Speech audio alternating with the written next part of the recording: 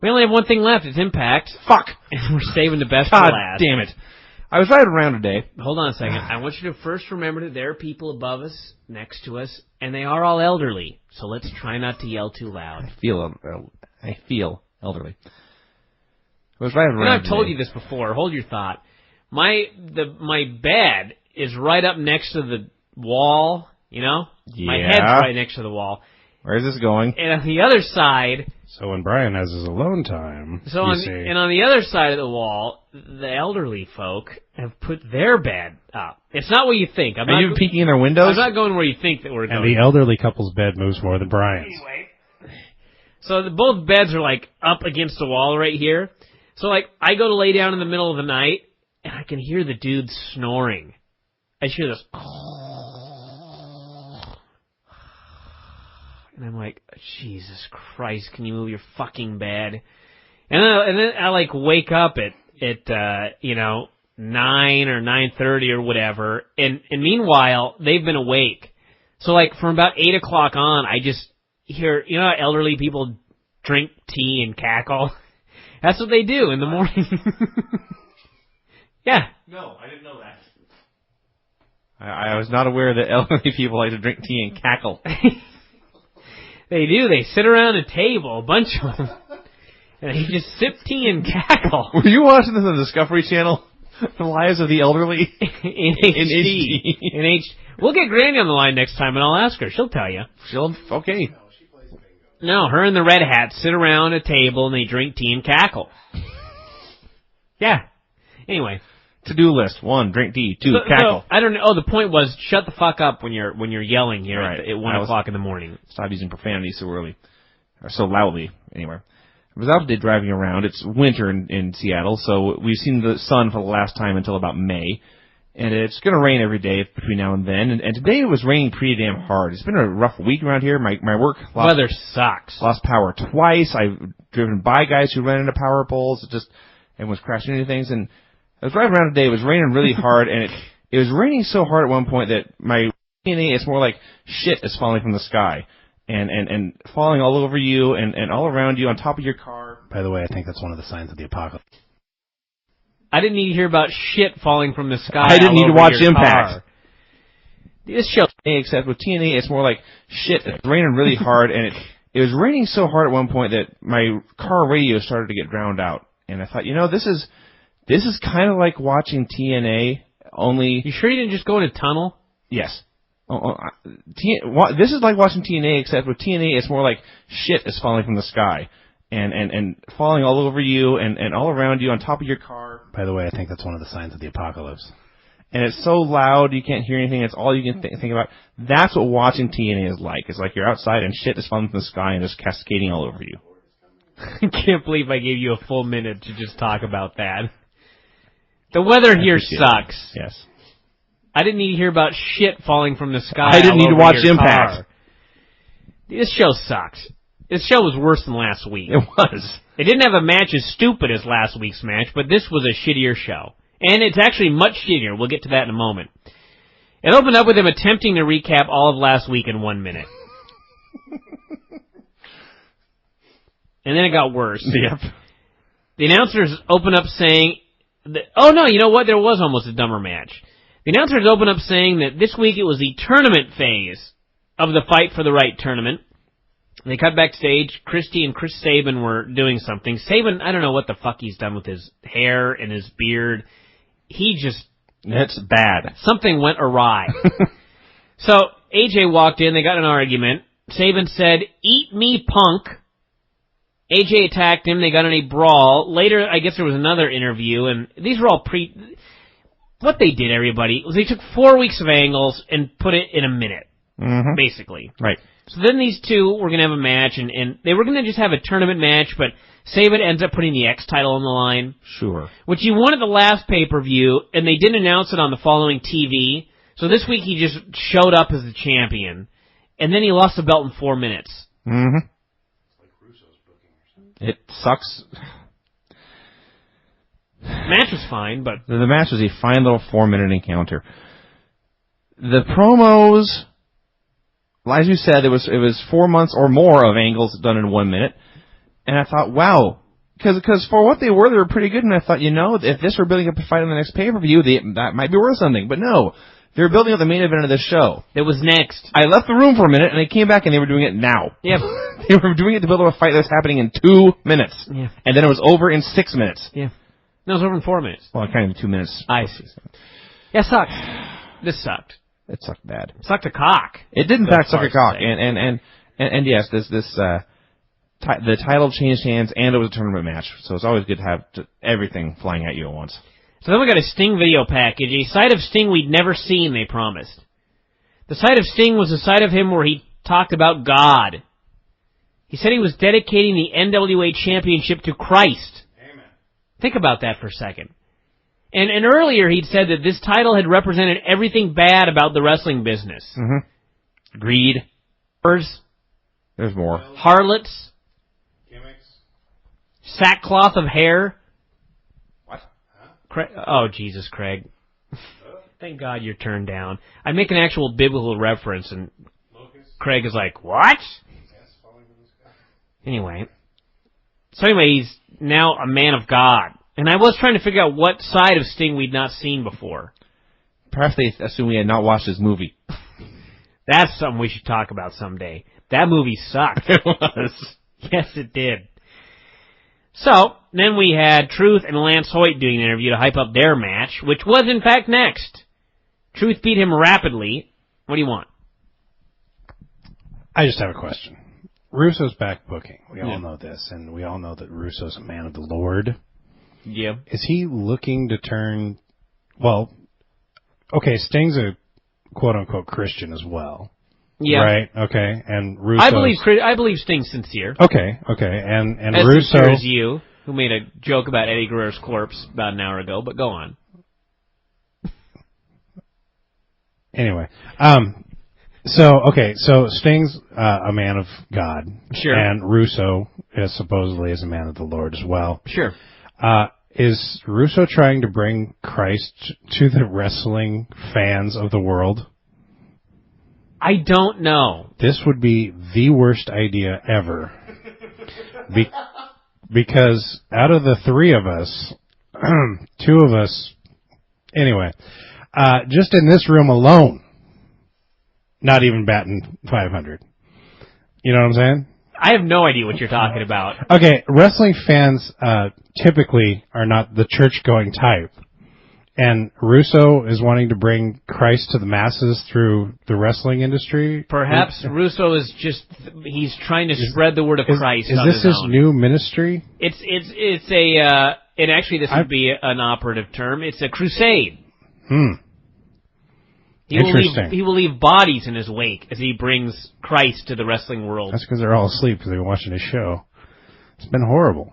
Give that mic back. I'm sorry. I just had a question. Okay, here we go. I don't know the answer to that If question. that was his goal, was to save people and bring them to Christ, shouldn't he go to the people who are without Christ? Well, he is. Wouldn't it be redundant to go to church and tell them? You're missing the point. I know what Craig's trying to say, and I don't know the answer, dude. But we'll probably soon find out.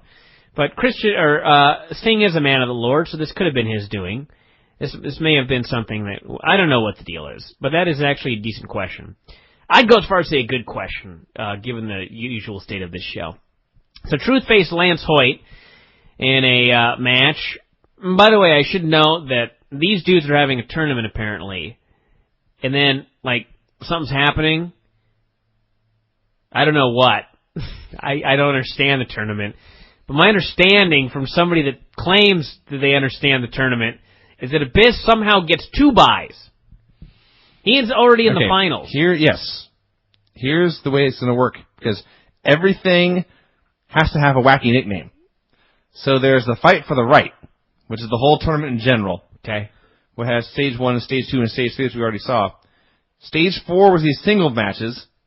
And then Stage 5 is, and I quote, the 3-way collision, which will be next week between AJ Styles and Truth and a third man. I thought that third man was Abyss. No. Apparently. It's Bobby Roode. Oh. Yes. So when the fuck does Abyss wrestle? He will face the winner of the 3-man thing.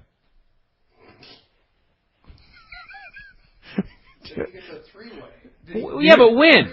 Hold on a second. Here's what I'm asking. Hold on a second. What's today? All right.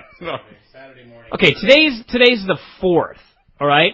So you're saying that next week on the 10th we'll have the 3-way. Yes. That won't work. Don't look at me. I didn't book it. Because what day is the primetime debut? Next week, isn't it? No, I don't think so. I think it's the 17th. Oh. Okay, so the 17th, I guess. Oh, Jesus fucking Christ. Dude, there's 2 shows. There's a show on Thursday, and then there's the show on that Saturday, and then the Genesis pay-per-view. What the hell's on the the 19th. Saturday? That's that primetime thing you were just The talking primetime about. debut's on a Saturday? That's what you said. I didn't say that. You didn't say that. Anyway, I thought there were 2 shows there. Give that thing back for a second. I apologize. No, it ain't your fault. I'm just pissed It's TNA's fault. Okay, TNA's got the... Okay. All right. The 2-hour special is November 16th. Okay. All right, so that's 2 Thursdays from now. All right. So they have... Okay, but hold on a second. We'll get to this other thing we have to talk about. Kurt Angle is wrestling on the 16th. He's wrestling on free TV. We'll get to that later, but okay, for now... We'll Craig doesn't even know this yet. And you should just see his face. Why? Kurt Angle's wrestling for free on the 16th, 3 days before the pay-per-view. No, you know he's wrestling on the 16th? Not just a jobber. He's wrestling the winner of the Fight for the Right tournament. So my question is, if he's fighting the winner on the 16th, that would mean that Abyss would have to be in the 3-way next week. Because Abyss has to win next week in order to face Kurt Angle the week after. Otherwise, Abyss faces a winner on the 16th, and he has to wrestle twice that night. He's going to have to... There'll be either the last 2 matches next week, or Abyss will have to wrestle twice on the 16th. Jesus, this is fucking stupid. This is fucking retarded. Yeah, Kurt Angle is facing the winner of this tournament 3 days before the pay-per-view. And the winner of the tournament gets a title shot. So they have 2 main events, and they've booked half of them against each other. So theoretically... You've got 3 choices. The number 1 contender loses. Kurt Angle loses. That's not going to happen. Or you have a fuck finish. On the primetime because debut. Why would they have Kurt Angle job and then go wrestle Joe, who's undefeated? Why would they have the fucking winner, the number 1 contender, do a job? You wouldn't have either. This is totally asinine. You're gonna have a fuck finish. You have to. And I can only imagine. Do you make Angle look competitive with Abyss? So Samoa Joe and the winner of the 3-way run-in. Yeah, probably. Yeah. That makes sense. Give that mic back. Yeah, kids, so that's the big news right there. It's Kurt Angle versus Abyss on the 16th. However the fuck Abyss wins this fucking stupid-ass motherfucking tournament! Sorry. Robert Roode faced Christopher Daniels, and they had a match. And Tracy was out there. Yes. Let me say something about Tracy. Okay. All right. Robert Roode, Mr. Wall Street. Why, by the way? Did he fucking get a job in Wall Street? I think it's just because he put a dollar sign on his trunks. Why is he Mr. Wall Street? I don't know. Is he investing his wrestling winnings in the stock market? Is that it? It's not what you make. Did he get a job at a bank? I was going to say, for his sake, I hope so. We just don't know why he's fucking Mr. Wall Street. We don't know why he's Robert. Well, because he's Mr. Wall Street. You can't be Bobby. I see. You're Robert. Robert fine, Roode. Fine. So Robert Roode comes out with his manager, and obviously, you know, he's got a manager, she's got to make herself useful, so she interferes for the finish, okay? Yeah, that's fine. But she doesn't. She interferes for the finish, and she interferes about 8 other times in the match. And the match is 3 minutes long. What's the fucking point? I don't know. I just remember the finish, and it was not because the finish itself was so great, because what followed was so retarded. Because, as you noted, the finish was she distracted Chris Daniels, which allowed Robert Roode to hit a move of some kind to get the pin. Yeah. And I think they went to attack him later, and AJ came out to make the save. And then Chris Daniels was mad at AJ because he lost because of Tracy. Apparently this was AJ's fault. AJ, who was carrying around his X Division belt, which he won a half hour ago. I'm glad you picked up on this, because I didn't. Yeah. I just saw Bobby Roode being sent packing. I just watched this and I thought, what a dick Chris Daniels turned out to be. Yeah, well, yeah. Well, I mean, we saw something else. I mean, look at Chris Sabin. Craig doesn't know this because he didn't watch the show, but Sabin was a heel today on this show. There was a heel turn. Yeah, never before. We missed. Yeah, he just randomly was a bad guy. Sure. He's been a babyface for months now. A dork, mind you, but a babyface. Jesus Christ. Then we had the main event. Oh, this was good stuff. I should know that throughout the show, the announcers were trying to explain what this match was called. Yeah, but they were calling it. I'm trying to find out. I wrote it down and I read it back and I was like, he couldn't possibly have said that, and so I erased it. Perfect. But anyway, here's what they did: it's Christian versus Rhino in a pole match.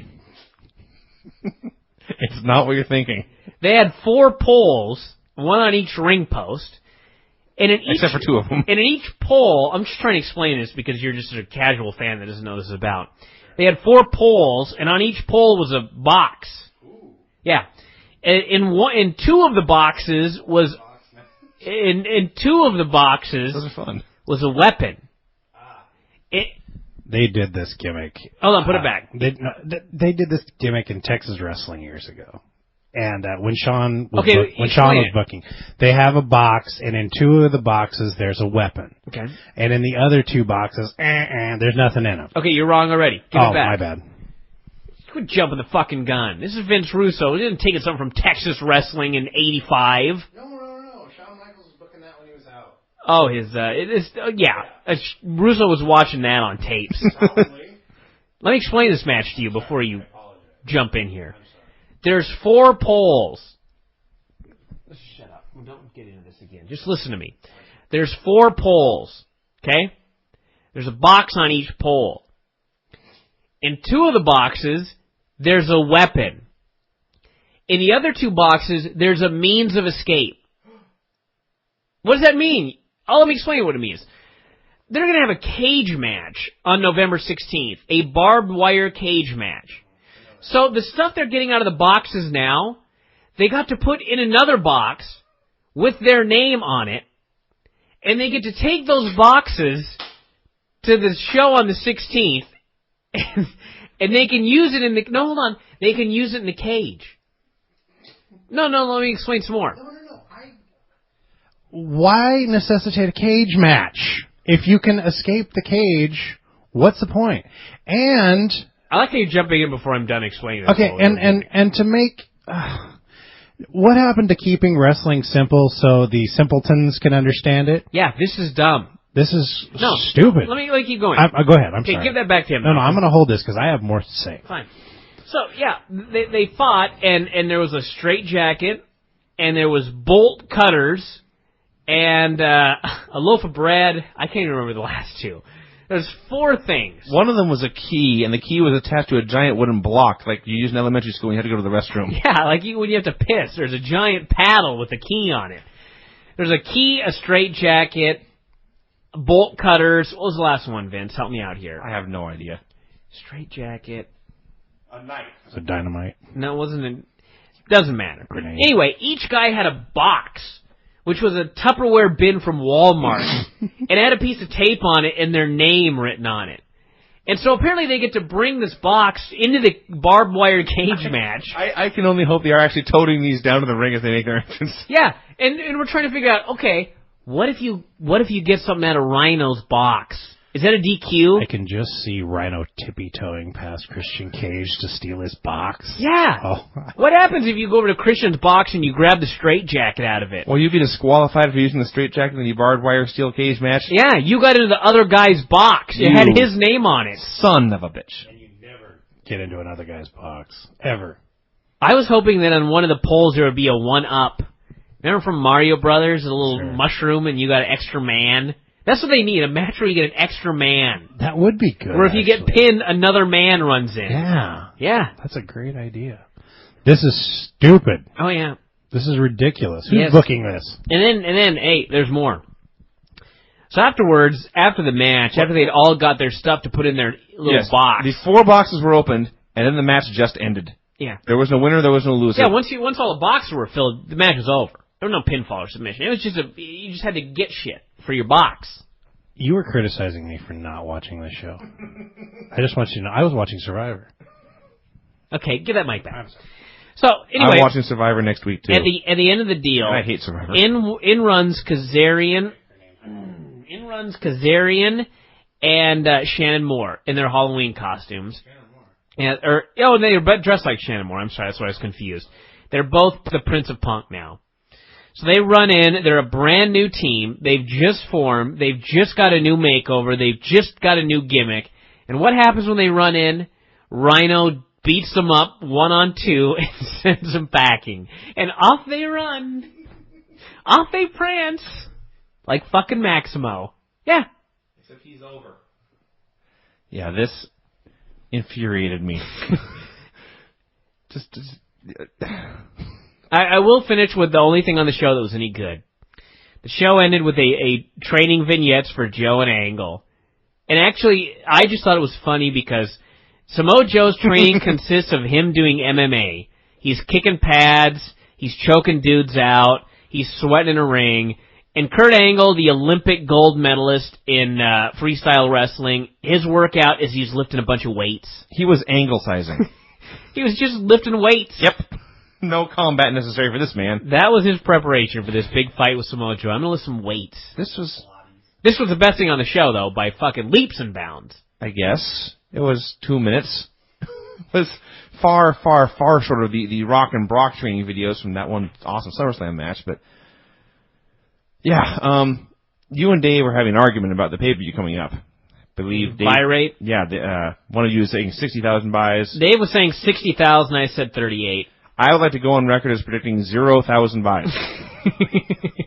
I can't imagine one reason anyone would want to watch the show and then buy the pay-per-view. And if you say Joe and Angle, I will say, yes, 2 minutes of this 60-minute program is devoted to the draw of the next show. Well, they still got a few weeks left. The pay-per-view ain't Sunday. And I should say that, as Craig noted, as you noted actually, Cyber Sunday is Sunday. And this is like, if there's ever been a pay-per-view that I've had no interest in, I mean, this may actually set the record. There have been some SmackDown pay-per-views where I'm like, I don't really care about this show. Mm-hmm. This is like, I have the only Flair and Dusty, mm-hmm. But really, I ain't paying $34 or $39 for that. I mean, no interest in this show whatsoever. And strangely enough... You never pay $34, actually. You know what I mean. I pay for Sean, and we all split it with you, so don't give me that. But Sean called you and wants to go to the show. Yeah. Caden called and wants to go to the show. I cannot. Why do people want to see this fucking show? I cannot explain it. Dusty. It's gotta be Dusty. It ain't Dusty. Okay. I would like to think it's Dusty Rhodes. But the point is, if there's interest in Cyber Sunday, there could be interest in anything. Dave may win this bet. I don't think he's gonna. No. I can't picture this dude more. I have more interest in seeing Cyber Sunday than I do in seeing whatever the fuck the TNA pay-per-view is called. And the person, I can't remember who was on our board, but they may have made the best statement of all, which was the longer they wait to do Joe and Angle, the more chances they have to fuck it up. Maybe they should have just changed the main event of Bound for Glory and just got it over with and done their 50,000 buys and called it a day. I hate this company.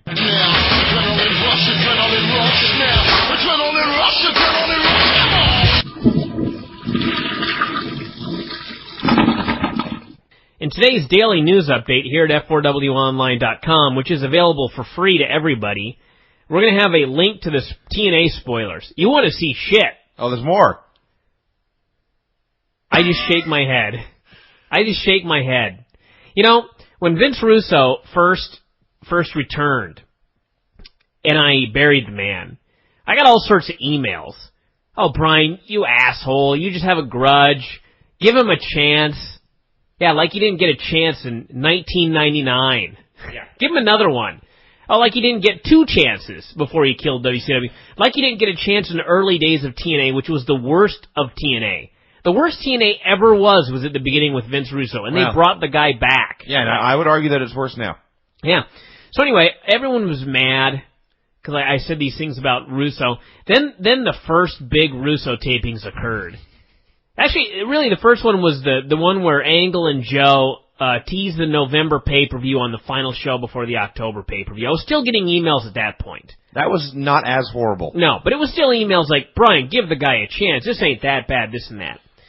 So then the first set of spoilers came out that involved the reverse battle royal and the pole match. And the fight for the right. The fight for the right tournament.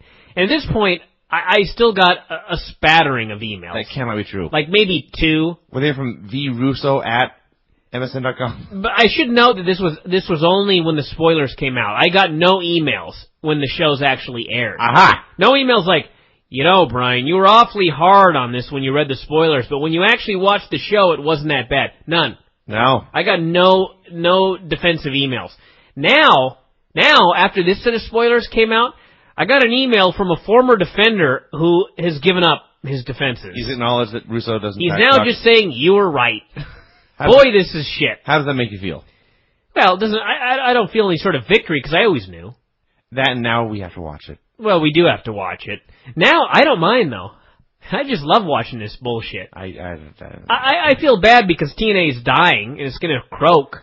I feel bad about that, but it's just like thunder at the end. We all knew it was going down. Just like when Disco Inferno was on the show.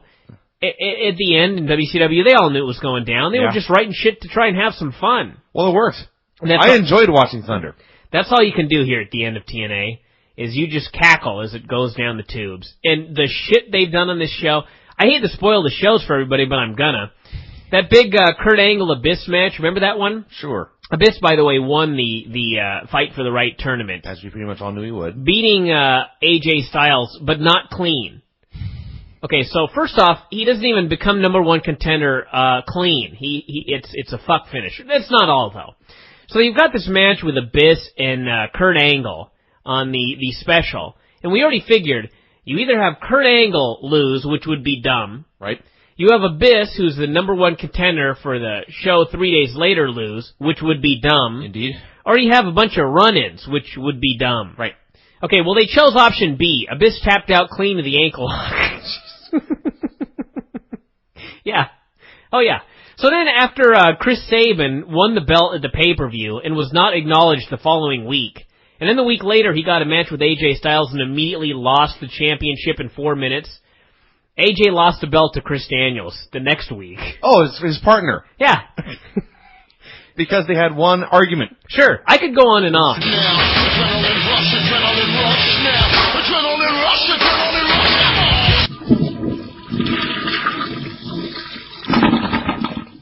We're going to talk about TNA, which, for those of you who think I hate TNA, for those of you who think I have a grudge on Vince Russo, this was the best Russo show of the last 3 weeks.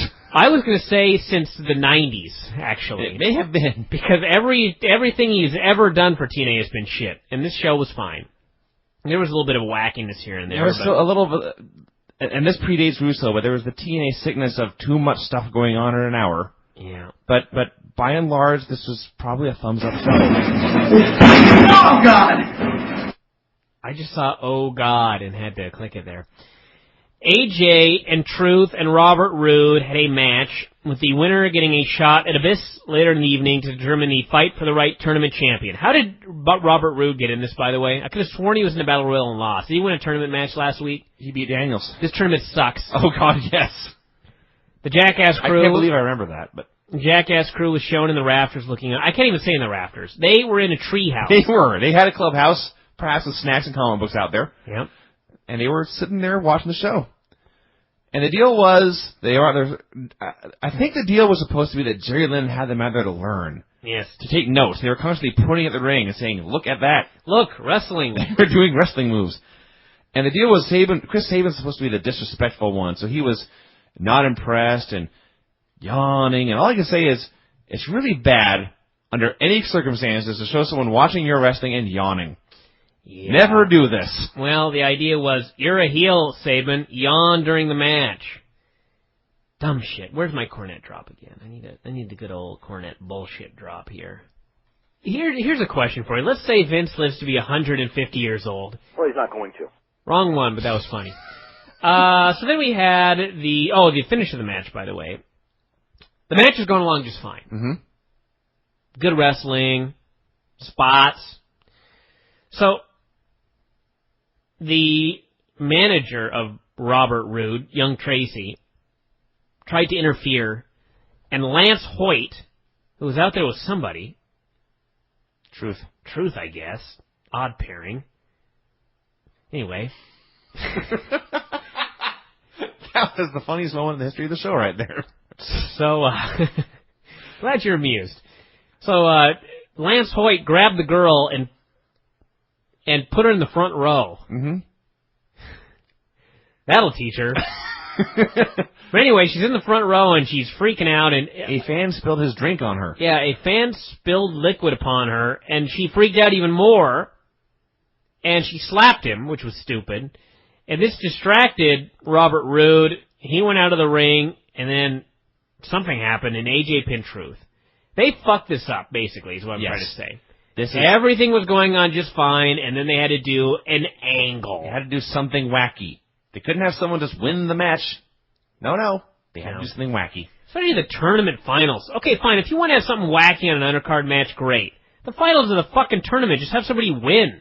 Yeah. Isn't the point of a tournament to determine who's the best, and you can't even fucking do that in the finals? The point of a tournament should be to get someone over, and they can't do that. God. I hope this is one of those shows where by the end I'm burying it. There was a lot of stupid stuff. Roode was already bitching out Tracy after commercials, so they just got put together and they're already teasing a split. Lovely. He demanded she hire someone to handle crowd control, image consultation, etc. Boy, though the first series of vignettes was such a success with Robert Roode, now they're going to do more. Woo. I'll bet they'll debut the image consultation on the pay-per-view and then not. That'll be the big, it's like the story of his career. Shane Douglas called out Brother Ray. They talked about a problem they'd had. Don was trying to explain it. Then Tenay was trying to explain it. And I have zero recollection of it. None. A Bubba Ray, Shane Douglas confrontation. And the best part was Tenay's like, I remember that very well. And I thought, no you don't. You liar. Do you remember this? I don't remember it. I guarantee you they must have had a match in ECW. I don't remember anything else about it. No, this was like a couple of weeks ago. It was? Yeah. Well, then no.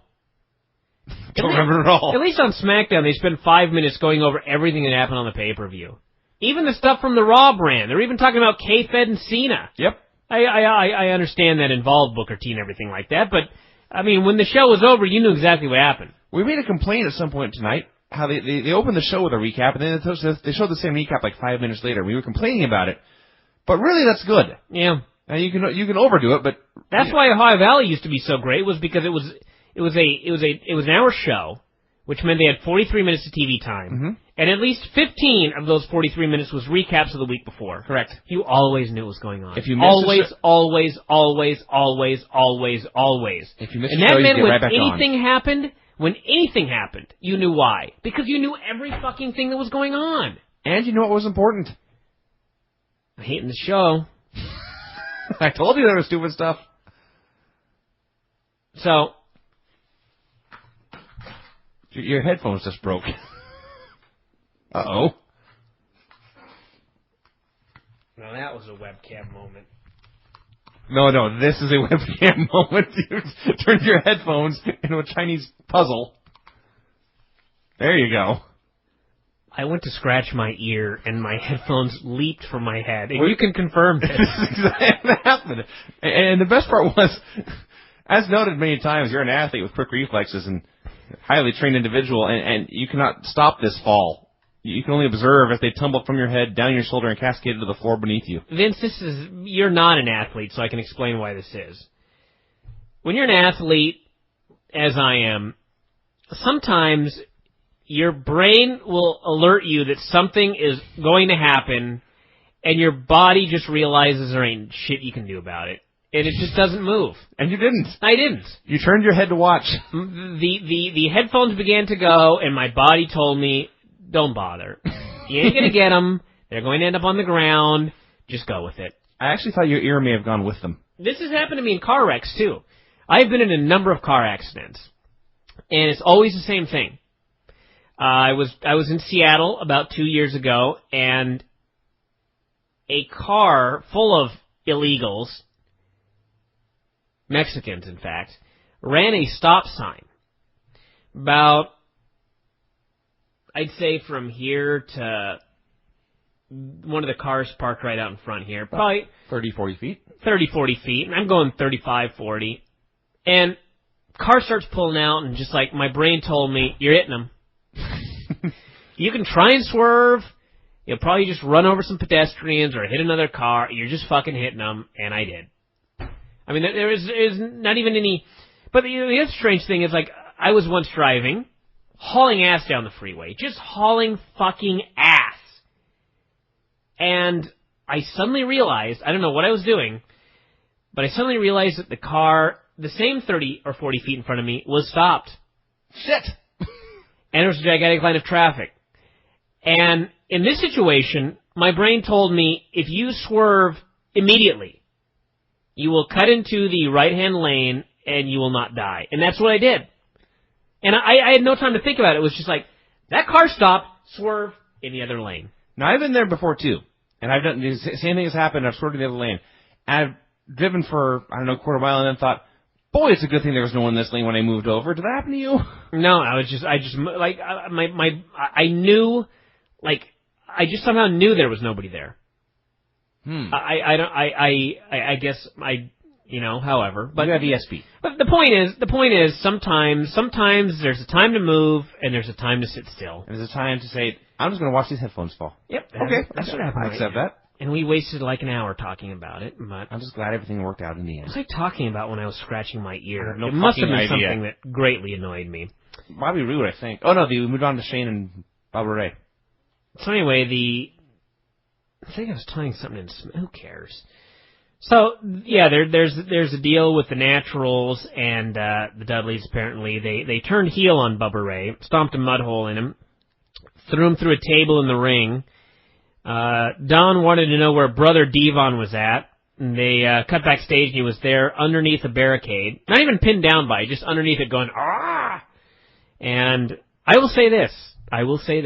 Yeah. This is proof for everybody that thinks I just hate everybody and TNA and everything like that. Most heat the Naturals ever got. Most fire they ever showed. Yeah. For the first time in the 4 or 5 years I've been watching these men, it seemed like, hey, they actually hate that guy. Yep. When they had Bubba laid out and they were on their hands and knees barking at him, I was like, oh my god.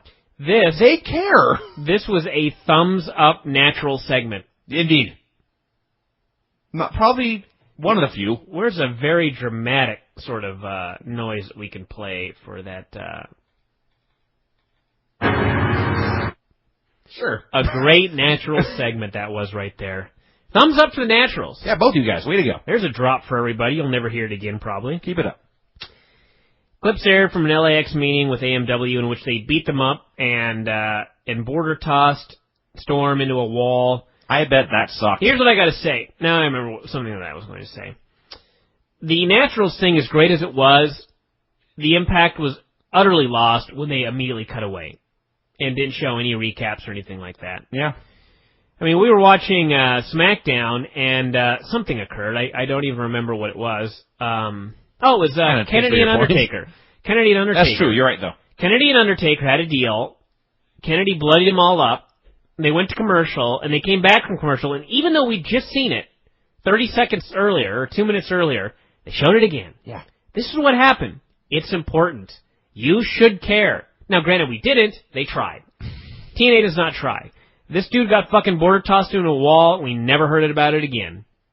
He got thrown to the wall. There was a crashing sound. Then he fell 6 feet on his ass to the floor. And as he landed on his ass, they cut away. Oh, my God. Gotta move on. Got a bunch of shit to put on this show. This was brutal, and they ignored it. Yeah.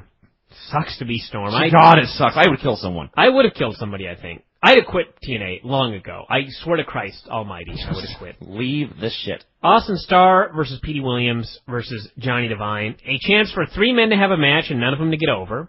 I was going to say, what this show needed was another wacky three-way. You know, it's funny, Johnny Devine was part of the Nash-Alex Shelley group, and now he's in a match with the new guy in the Nash group, and no mention's made of it. Oh, they mentioned it. What'd they say? I missed it. They mentioned it. I mean, like, in passing. That's great. Yeah, Johnny Devine no longer with Nash. Now it's Austin Starr and Alex Shelley. And by the way, Alex Shelley and Austin Starr are being pushed. So, of course, they're fighting. Petey Williams got the win. Oh, yeah, that too. Yeah. Petey. Petey came out, and I'm like, boy, his star's fallen. That doesn't mean he should win. No. You're fucking trying to get some guys over, so get them over. Yeah.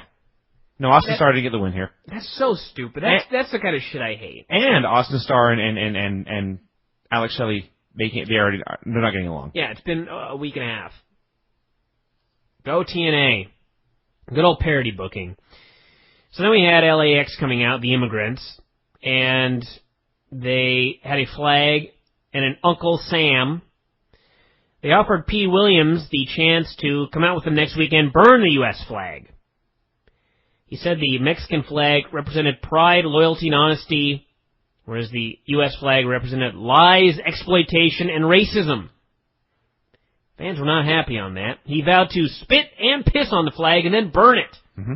This was a great promo. All Conan promos are great, and this is another one. God, he's great. The best part was where he invited Petey to I forget what his exact words were, but he said something along the lines of, "Come join us as we burn the white boy's flag." And Petey's like, wait a second. I might do that. I am white, but I am not white and American. Christian and Rhino did an interview backstage, both apparently in different rooms. They tried. I mean, they were mad at each other. It was pretty good. I think just the Walmart value bin shirt that Christian was wearing distracted me. That was wrong. Were you jealous? You're like, hey, that's a good shirt. I would buy that one. No, I'd get it at a secondhand store, and I'd get a better one. Oh, there you go. This shirt was so ugly. God. Then we had Abyss versus AJ in the Fight for the Right tournament finals. At least we knew they'd have a good match, since they always do. Mm-hmm. AJ, I'm going to give AJ some credit. I don't know for sure, but it appeared to me they were going to do a spot where he jumped on Abyss's back. Abyss began to stand up, and he backflipped off of him. Well, he slipped. And in slipping, he hooked his legs around Abyss's head and Frankensteinered him. And I thought, you're great. You are a great wrestler. I remember that point thinking, I don't know what that was supposed to be, but fuck, it turned out cool. Yeah, he saved that, I believe. So, and they also had one of the best spots ever. You want a reversal spot that works. Mm-hmm. You want a great spot. AJ's throwing all these wacky forearms. And then he spins around to do the tornado forearm or whatever, and Abyss just punched him in the face, and he took a bump like a tree. And he fell down and just laid there. I watched this like 3 times. And you know what was great?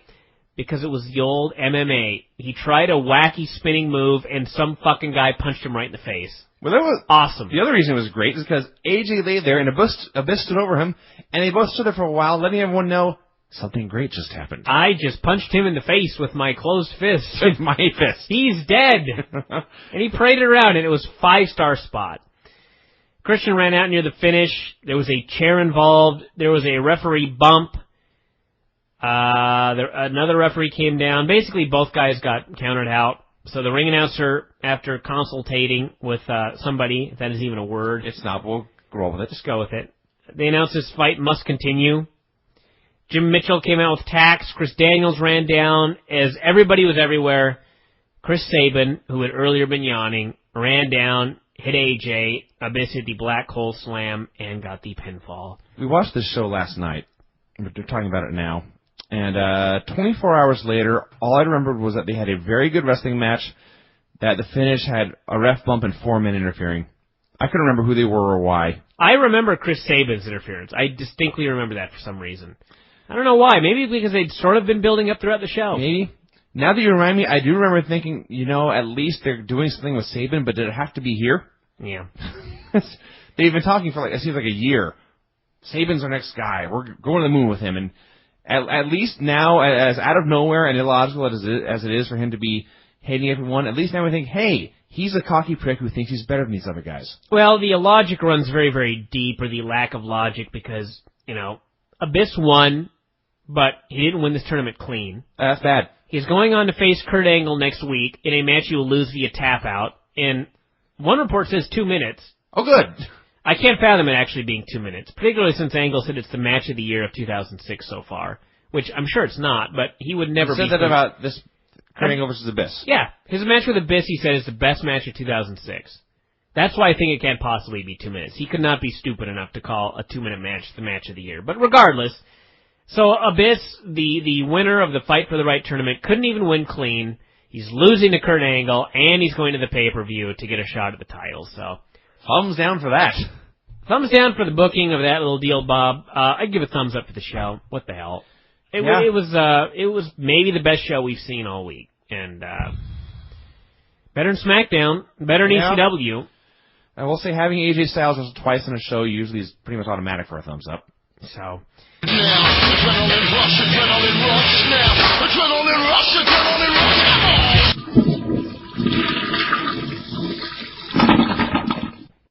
Let me just say this about TNA. This is a preview of what we're going to talk about for the 2-hour show. TNA has a 1-hour show, and I've heard all the bullshit in the world. They've only got an hour. They've got to get all these guys over, and it's only an hour. Okay, ECW has an hour. Mm-hmm. Ohio Valley had an hour. Yep. Some of the best wrestling shows there have ever been have only had an hour. True. Raw started out with an hour. Nitro, when they first beat Raw head-to-head, hour. Because you know what? You don't need to get everybody over. You don't need to get everybody over. ECW here in this hour had 3 matches. Mm-hmm. Most ECW main events are 15 minutes on a show that has 44 minutes minus commercials. Why do you need to get Sanjay Dutt over? You don't, and apparently you can't. Why do you need to get Lance Hoyt over? Absolutely you don't. Why do you need to get over 95% of the TNA roster? You don't. You don't. You need to get over 5% of the roster. The 5% of the roster that are going to sell your pay-per-views. And somebody, I can't remember where it was, but I was reading some thread or some comment, and somebody made some statement. It was about Petey Williams. They were like, man, there's so much, people are bitching so much about this show, but this 2-hour show, I mean, when it was over, Petey Williams had a defined character for the first time. Like this was a victorious thing. Okay, why does Petey Williams need a... That was the wrong time for God to intervene. Why does Petey Williams need a defined character? He doesn't. He's not selling. He's not selling one fucking pay-per-view. He didn't sell one fucking pay-per-view before this show, and he ain't selling one fucking pay-per-view after this show. This pay-per-view that's coming up tomorrow or tonight or whenever you're listening to this, it is being sold on Joe and Kurt Angle. Maybe to a lesser extent, it's being sold on Sting and Abyss. That's it. That is it. People are going to go, oh, what about AJ and Chris Daniels? They're selling pay-per-view. Yeah, they're selling the pay-per-view to the same fucking people that buy every TNA pay-per-view. Okay, this is going to Joe and Angle that's your money match. Yeah. That's a match where you're trying to attract people above and beyond the million people that are going to they're going to buy every pay-per-view that you do. Or did I say a million people? You did. Million viewers. I think you meant... Yeah. The 35,000 that buy every single pay-per-view, you need to concentrate on the people that are going to sell more than 35,000. It's called growth. Yeah. That's why there's never any TNA growth. There never is. Well, okay, we need to get Petey Williams over. We need to get the Naturals over. We need Chris Sabin We need to get Chris Sabin over. We need to get Low Key over. None of these people getting over are going to mean a goddamn thing. Now, on this 2-hour TNA show, I did not hate the show. I watched the TNA show, and it was 2 hours long, and it was over, and I just thought there were a large amount of stupid booking decisions on this show. Oh, God, yes. There was too much happening. Fuck yes. In the end, it was not 2 hours that I felt I'd wasted my life on. That's a positive. Because sometimes I will watch Raw, sometimes I'll watch the TNA and the ECW shows or the SmackDown show, and I will think, I just wasted X amount of hours of my life. I did not feel that way with TNA. Okay, that's fair. There was some fun stuff on the show, and overall I was okay with it. Now, with that said, this show, the argument that we need 2 hours because 1 hour ain't enough, bullshit. I always said, if you can't do 1 good hour, you can't do 2 good hours. And I feel kind of vindicated now. The argument was, if they have 2 hours, they can slow down, they can pace themselves better, and it will be a superior show. No, they did 2 hours back to back. This was a 1 hour Nitro that went 2 hours. It was just one thing after another. You counted, I believe, And in the very first segment of the show, we had, how many did you count? I think it was 14 people in the first 12 minutes. 14 people in 10 minutes, actually, because we were looking at the timer and it starts early. I see. In the first 10 minutes of the show, there were 14 people on TV. That's too much. Now, a promo, a match, another promo. If you're one of those people that think, well, they exposed 14 people to the masses in that 10 minutes, and you think that that's a positive, I'm telling you right now. I am telling you right now, it's not. No, it's not. horrible. It's fucking horrible. And there have been many threads on the board, and not just on the board. This happened before. I used to hear this all the time when WCW was around. People saying, Bryan, you're too hard on this. Just relax. Don't think about it so much. Just enjoy it. This, that, and the other thing. All of these things that I hear from people defending TNA, I heard the same things, literally almost word for word, about WCW, which is now dead. Oh, yeah. It is now dead. And I've said this many times, when I am here on this show and I'm about to make a couple of statements about this TNA pay-per-view that a lot of the TNA fans are not going to like, I will just say that as subscribers, go back through the archives. Go back through the archives of 2001 and 2002 and 2004 and 2005 and whatever we have archived, read some of the old issues. I have said it before, there are very few times when you're going to look through a newsletter and go, Jesus Christ, wow, was he wrong about that. Boy, oh boy, was he a fool. Because I usually have a fairly good idea of how these things work because I've been watching this shit for 10 fucking years. I've been following it for 10 years, and I've been writing 20,000 words about it for 10 years, and I can see where this shit's going. And Vince Russo is not helping TNA. No. No. Fuck no. Now, if you think I'm wrong, fine. That's fine. You rant about it all you want. And in 3 years, you can look back at this period, and I will be vindicated. That's all I got to say about that. Now, let's look at this show, and we shall talk about it a little bit. It opened up with Eric Young running around the Impact Zone with fans behind him. And these fans had signs that said, "Don't fire Eric." Now, I was under the impression that Eric had won his match with Larry Zbyszko like a month ago and was in no danger of being fired. And I have no idea why these fans were here. I have no idea why they had these signs. And if I don't have any idea, I guarantee that any potential new viewers had no idea what was going on. If there was a new viewer who heard, hey, Kurt Angle's wrestling on a 2-hour show on Spike on Thursday, and you tuned in, and the first person they see is a clown running around in a bad suit saying, "Don't fire me." Forget Kurt Angle. Forget Samoa Joe. Anybody that was flipping through the channels and TNA started, that was the first thing they saw on this show.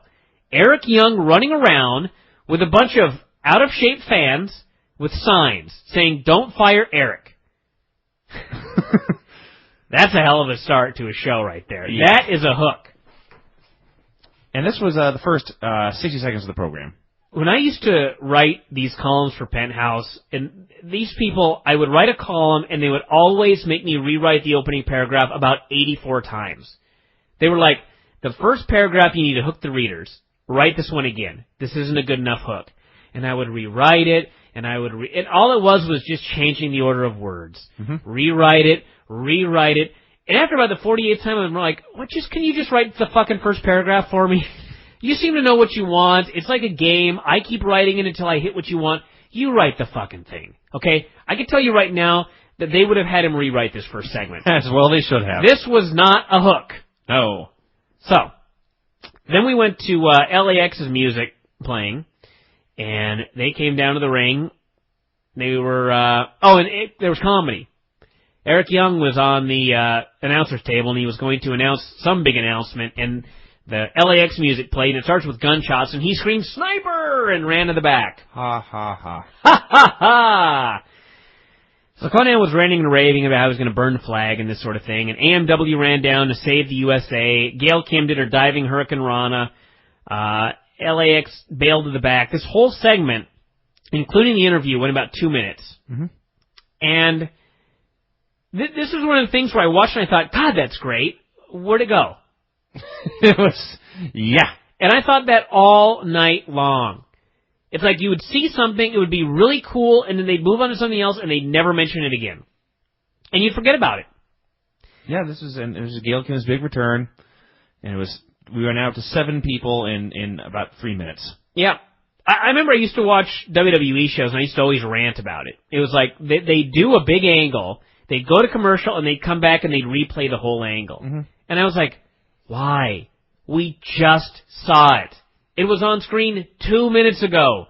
This isn't something from last week. We just saw it 2 minutes ago. Why are you playing the whole thing in its entirety again? Now I understand. There's a point to that. To rub it in. It's important. Yes. It's important. I mean, I'm just going to say 9/11 because that's the first thing that popped in my mind, but any major news story, okay? On 9/11, how many times did you see those planes going into the building? A few. I'm going to make a slightly more on-topic analogy. You turn into a football game and a team scores, they'll go to commercial and they'll come back and the first thing they'll show will be a replay of the touchdown. Sure. It's important. Okay, but I mean, mine was just a news story. I'm just saying something that was important. Yeah. And it would be like that for anything. Anything that gets caught on tape and is important, I mean, you'll see it on the news over and over. And I mentioned 911 because, I mean, days years. and days Yeah. and days. And then it became months. And then it became years over and over and over again because it was important. I'm not saying planes going into a building was great, but it was an important thing. It was an important event that occurred, and it was shown a billion times. And anything like that, anything that is important, is just hammered in your head over and over again. And in TNA, events occur, and then everyone moves on with their life. Life moves on. Life moves on. Dust in the wind is all it is. And there's an expectation that you saw it for 2 minutes, and you will remember it forever. Or 30 seconds. Yes, this was a moment. We'll never forget this moment. Why do we remember moments? They last. they're well, celebrated. I mean, Hollywood and television, when moments are created, they're hammered into our heads forever. They become iconic. I mean, what's one of the when LAX comes out, Che Guevara is in their video montage. The same shot that you've seen in a million different places for 40 years. Mm-hmm. We fucking put it into our fucking banner. Yeah. We did a spoof on it. It's iconic. They don't have 84,000 pictures of Che. They have one. There's one that they show over and over, and it's an icon now. That's how you create moments. And TNA creates no moments.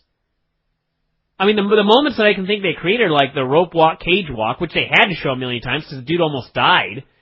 I mean, that's one thing you remember because it's in the show open and you've seen it a million times. But everything on these shows, there's never a replay. There's never anything going, hey, this is important. Remember this. The closest they come is they do the wrap-up at the end of the song, but even that is just... But even that's like... 8,000 images in a row. And that's when everybody's turning off the show. Yeah, that too. So we had Joe and Jay Lethal. Joe killed him in like a minute. I mean, it was great to see Joe squash somebody because really, if I were booking the show, which clearly I was not, the whole thing would be, we need a dominating performance from Joe, mm-hmm. preferably longer than 1 minute against a nobody, and a dominating performance by Kurt Angle, preferably not against your title contender. Not beating the number one contender. And then you say, these two men are going to face off on Monday. These two unstoppable forces are going to meet. Mm-hmm. Okay? The TNA plan was, we're going to give Joe a squash over a jobber. We're going to give Kurt Angle a match with the number one contender that is going to be competitive, and he will win via submission. We'll actually get into the post-match in a while, but they never should have touched. Oh, fuck. Never should have touched. But we'll get to that. Yeah. So, we had a bunch of skits with Nash, Alex Shelley, and Austin Starr. I enjoyed these. I laughed because I understood that they were doing a wrestler court spoof in WWE. But that is something that I bet that probably 80% of the people that are even listening to this have no idea what wrestler's court is. Yeah. And this is a very, very inside joke series of segments. Basically, in WWE, when there are issues in the locker room, sometimes a wrestler's court is held, where like JBL will be the judge, or Undertaker, or somebody will be the judge, and they will try the case. They have attorneys who argue the case. Yeah, Melina was the subject of one a while ago, and the wrestlers will hand down a sentence, and that's it. It's a wrestler's court, okay? Mm-hmm. Like I said, probably 80% of the people listening to this show had never even learned about it. Had never heard of wrestler's court. And think about how many viewers that means on TNA had never heard of it. So this was a show-long, goofy spoof about something that nobody had any idea what it was. I enjoyed it, great, but that should not count. My enjoyment is not what this is all about. Sounds odd. I realize that I rant when I'm bored and stuff like that, but really, I understand that this is a business about the masses, okay? You need to book for the masses. The people that have no idea what's going on. Well, that's the opposite of an inside joke then, isn't it? That is, in fact, the opposite of a show-long, and this is not one comment. No, it's about 3 or 4 segments, I think. This is not one offhanded remark that everyone goes ha-ha about. This is a show-long gag. Wrestler's Court. Which ended, by the way, with a shot of Kevin Nash's ass. Which yes. is also not going to sell pay-per-views. His bare ass. So it really did not need to see. Dudley's in a promo backstage. Bubba's here cutting this passionate promo. He's like, there's a defining moment in careers where folks step up and actually mean something in this business. And Naturals, it was last week when you beat us up. And first off, the absurdity of this statement, but let's just pretend it was relevant. Yeah. So he's cutting this promo, and you're like, wow, that's a pretty goddamn good promo for the pay-per-view Sunday. And then the match is next. Yes, that's TNA in a nutshell. Free TV, kids. Dudleys and Naturals in a tables match. In a tables match, mind you, yes. Yeah, the promo, all I could think was, he's doing more to try to get the Naturals over than this company has succeeded in doing for most of the past 4 years, so I couldn't fault him. Yeah. Yeah. The match, the highlight of the match to me was I was wearing the exact same thing Bubba Ray was wearing, except my vest was not flannel. That's true. You had just a plain vest, and Bubba had a... I had jeans, a checkered flannel, T-shirts, and a ski cap on. And what was I doing? Writing on my couch. In your living room. He was wrestling on a national television show. Prime time. So anyway, they had a tables match, and it was fine. I give it a star. It went like 3 minutes. There's nothing else to say. Devon got put through a table after what happened? Shane Douglas got involved and sacrificed himself, and the Naturals got the heat and then won. Wackiness. But it was a lot of stuff in a very short time. Although by the standards of this show, not that much really. The highlight, someone pointed this out. The Naturals hit 3D, to which Don West said, "Oh, what a combination move by the Naturals." And Mike Tenay had to point out that's their finisher they just hit. Yeah. Yeah. So they put Bubba through a table. Yeah. And they won. So then we had the Shannon Moore, and actually he's in ECW, but his clones. This pissed me off. Kazarian, Maverick, Matt, and the Zombie, I believe, all came out. Sadly, no, it's some other guy. They're the new Johnny something. Johnny Devine. They're the new flock, and as they were cutting their promo to introduce this new stable, it was just interrupted by another new stable. Yes. The Voodoo Kin Mafia. When Kazarian was talking, they interrupted somebody, and they were standing there with sticks menacingly, and Kazarian was talking about how they had seen the light, and he said something about a new mentor, or a new figure they were following. And then the lights went out, and this video started to play, and I thought I was going to introduce the mentor. And then the letters Voodoo Kin Mafia came up, and I thought, well, that's kind of a weird name for this crew, but they're kind of a weird crew. It fits. And then suddenly... Okay, hold on. I got to stop you there. Okay. How in the world does that fit? Just because they're both weird. And they're these very strange men who they would not pick a name called, like, the Killers. They would pick a wacky, nonsensical name. Well, obviously... Okay, hold on. The idea is it's VKM. Vincent K. McMahon. I see that now. And when I saw this reminded me of spam. I get this weird email spam all the time. And it's sent by a program that randomly picks 2 words and an initial and puts them together into a name. I swear to Christ Almighty. I believe you. I just got one. It's from Violently G. Celeste. It's a fine name. I get these all the time, and I laugh every single time I get them because I'm going to see if I have any more in my spam bin here that I can laugh about. Violently G. Celeste. I should read these on the show every time. Oh, here's another one. Spats Q Beam sent me this one. I might get more. You can start a whole federation with these characters. You do. Spats Q Beam, the new Intercontinental Champion. This is the era of Spats Q Beam. I get these I get 5 a day, and it's a random 2 words and an initial. Okay, Mm-hmm. so it's like they decided VKM, and they just randomly ran it through like a computer, and it came up with Voodoo Kin Mafia. Yep. That's our new stable name. That's us. We are the Voodoo Kin Mafia. Or they went to New Japan and asked Chono or something, come up with a name for us here. that may be, actually. And he said, Voodoo Kin Mafia, and they went, yes, indeed. So anyway, they came out and they challenged Paul Levesque, Michael Hickenbottom, and Vincent K. McMahon. Not saying Hunter, Sean, and Vince, so they just assumed everybody knew their real name. Yep. Classic Vince Russo stuff there. Sure. And they said DX was sinking like the Titanic. I wish they'd thrown in the line about two old dudes trying to be cool. That would have made this the best segment ever. But they didn't. So, I do have to say this. It was dumb. I did not hate it nearly as much as I expected because the crowd was so into it. Here's the deal, everybody. There's no war. Oh.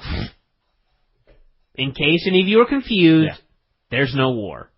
WWE gives a mild shit about TNA, and I mean very mild. There is no concern of TNA taking over the world. There is no new Monday Night War on the horizon. There is no war. Now, with that said, TNA fans want there to be a war. That is the key. They want to believe that there's a war, and thus they get into this war. They're the only ones, mind you, these 800 people in the Impact Zone. Right. But you know what? Fine. I love that Rhino promo where he came out and buried Vince. It was so dumb.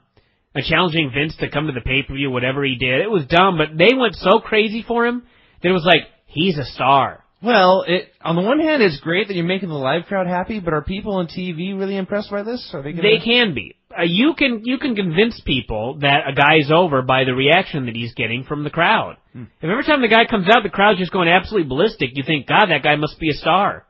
It is about perception in this business. No, that's true. And in that way, I didn't hate this, but it can lead nowhere good.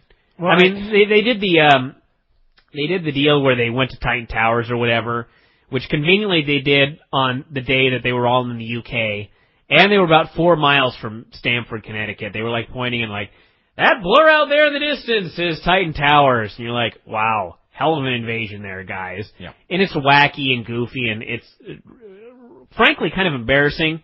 But that was all on the internet, so who cares? But I don't see where this can go that can be a positive, other than they just come on TV every week and say mean things about WWE. I predict there'll be one funny skit where they mock DX, they come out in costume, and then I don't know. DX is not going to show up at the Impact Zone for a match. No. I don't know how this is going to lead to the or Voodoo. Mention them. They will never be acknowledged on WWE TV. I can honestly see someone walking to Vince McMahon saying, Road Dogg and Billy Gunn to skip making fun of you, and he would say, "Who?" Yeah. But and the promo itself, I don't know where it's going, but it was fun while it lasted. I just hated the fact that they had the new group out, and then the other new group out came out and killed them. Yeah. And I think the first new group, the Nameless Weirdos, weren't they threatening to beat somebody up? Wasn't there a fourth man in the ring at some point? I've totally forgotten. I don't remember. It doesn't. Too much shit in too little time. Too little time. They had fucking 120 minutes. Or sorry, whatever. Christian and Abyss had a match in a cage. Rhino. Oh, Jesus. Christian and Rhino. Yeah, correct that. I actually wrote Abyss. Rhino had a match in a steel cage. This was the match where they both had boxes with their names on them. There were no boxes. You lied to us. Here's another example of you assume you're getting a whole bunch of new viewers, and they tune in, and this is what they get. Mm-hmm. They get a cage match where the announcers were trying valiantly to explain how this came about, what was going on, what the rules were, and it was like a mess.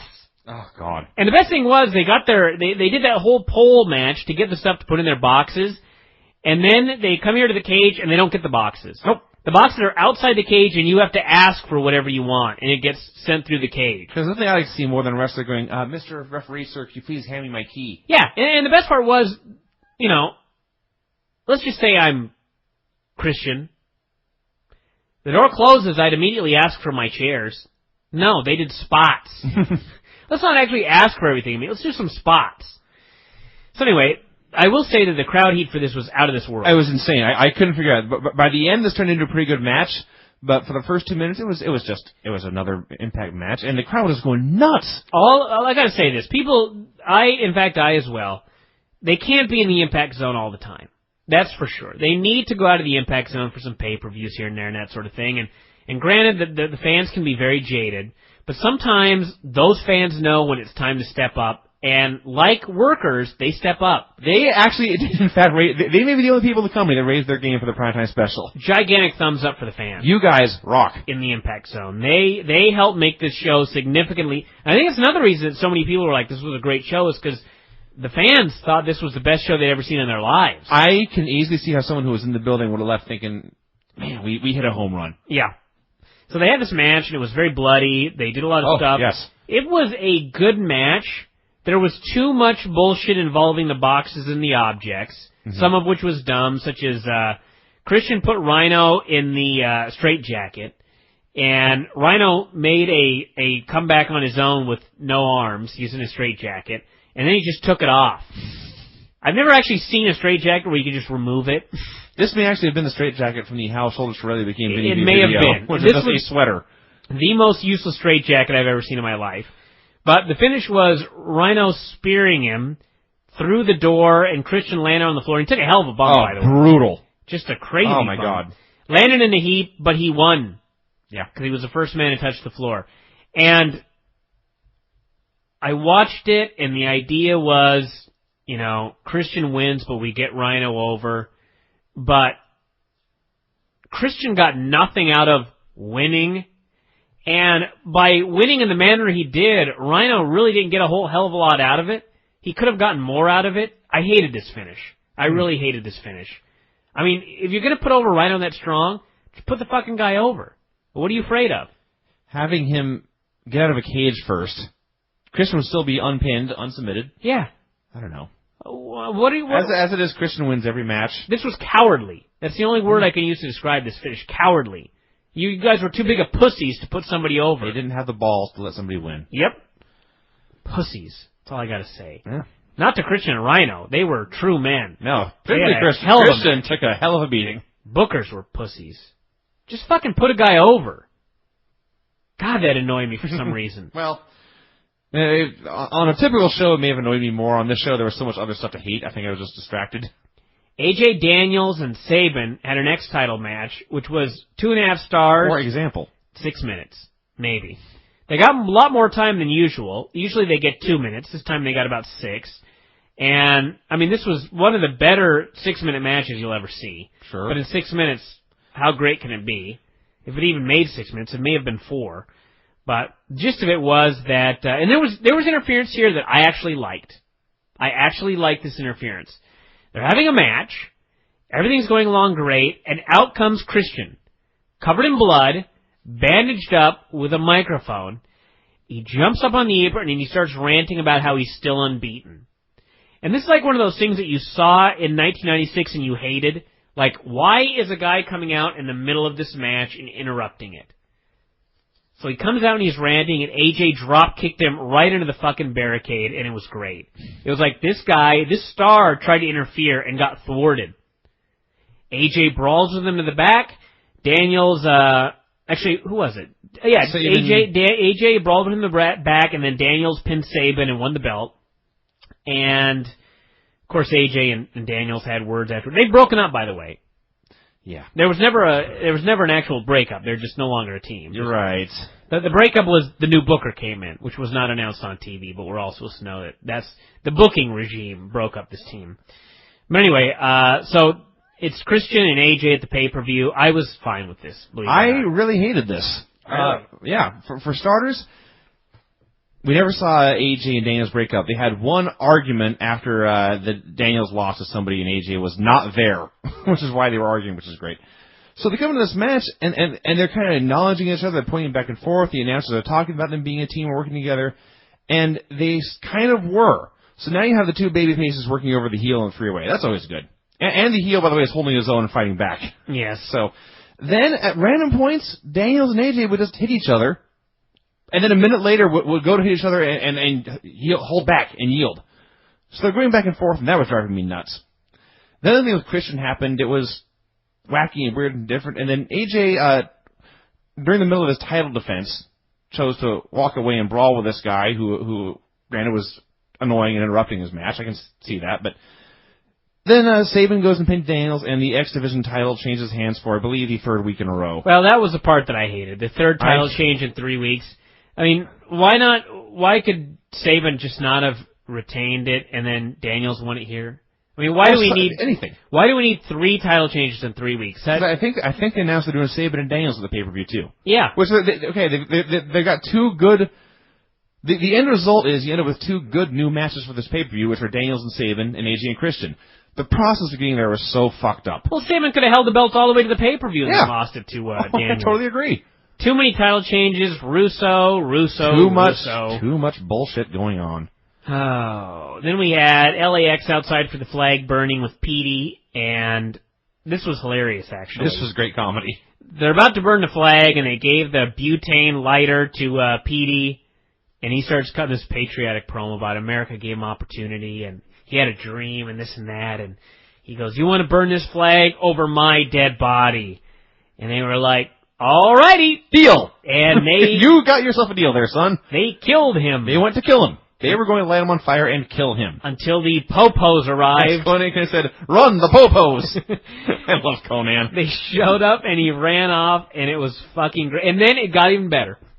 Mike Tenay appeared on TV, and apparently thought he was in the Memphis studios in 1975, cutting this promo about the kid from Canada. Actually, the following words verbatim were pronounced in this promo by Mike Tenay.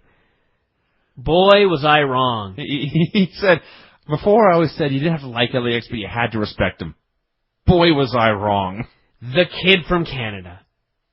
Yeah. Wouldn't succumb to peer pressure. In my mind, Petey Williams, you're the real hero. That's what he said. Yeah. This is like a bad video blog. This was so great. Oh God. This was straight out of the greatest days of Ohio Valley. It was. Just awesome. Hokey and wonderful. I also like that it was never out and out said, but it was highly implied. The real problem here was that they were going to burn the flag.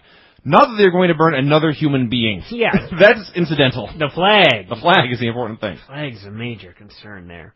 And then it got better. Yeah. Don West plugged the pay-per-view from, and I quote, Genesis Central. Yes! They set up a desk for the express purpose. I thought they built a building. Even better. They put up an edifice. Whatever they did it for the express purpose of having Don West being at Genesis Central. Oh, yes. He must do this every week till the end of time. Yeah. This was fantastic. Then we had Kurt Angle and Abyss. This segment with the Tenay thing and then Don West plugging the pay-per-view, I thought was the highlight of the show. I'm dead serious. Pardon me. Certainly the most memorable. Kurt Angle and Abyss. One match of the year. Sorry, Kurt. It was the best match on the show. It was a good match. It was fine. It was maybe 2 3/4 stars, maybe 3 if you're feeling particularly generous. They had a match back and forth. Angle looked fine. Took a lot of bumps. Looked good, all things considered. They brought some thumbtacks down, which ended up in the aisle. Well, the highlight was Jim Mitchell disappears during the match, and he comes out with a shiny, bright wheelbarrow full of thumbtacks. And Don West says, "This is what TNA is all about." Tenay said that. Oh, Tenay said that. I'm sorry. Mike Tenay. This is what TNA is all about. A wheelbarrow full of thumbtacks pushed by the sinister minister. Well, it was funny for 2 reasons. First off, when he goes, "This is what TNA is all about," your first thought is, thumbtacks? In a wheelbarrow. In a wheelbarrow. And then he sort of explains it like, TNA is all about unpredictability. And I thought, when's the last Abyss match that did not involve thumbtacks? This is not unpredictable either. This is completely predictable. This is formulaic. So, anyway, they did this match, and Angle won clean with the ankle lock, and, you know, I realize that Abyss went back and forth with him, but you've got 8 million guys on the roster. Do you really need to have the #1 contender for the World Championship losing to fucking Kurt Angle? It really hit me as Angle was making his entrance. He's got the cool, I think the new song is cool, and the lights go out, and he's got a spiffy new entrance, and he's coming out to fight at Abyss, and I thought, this is the stupidest match anyone has put together in years and years and years and fucking years. I didn't think that. I've seen much dumber matches. Well, but this was a dumb idea. it was very dumb. I mean, let me put it this way. Abyss and Sting really probably aren't selling any buys. Maybe a few, probably not.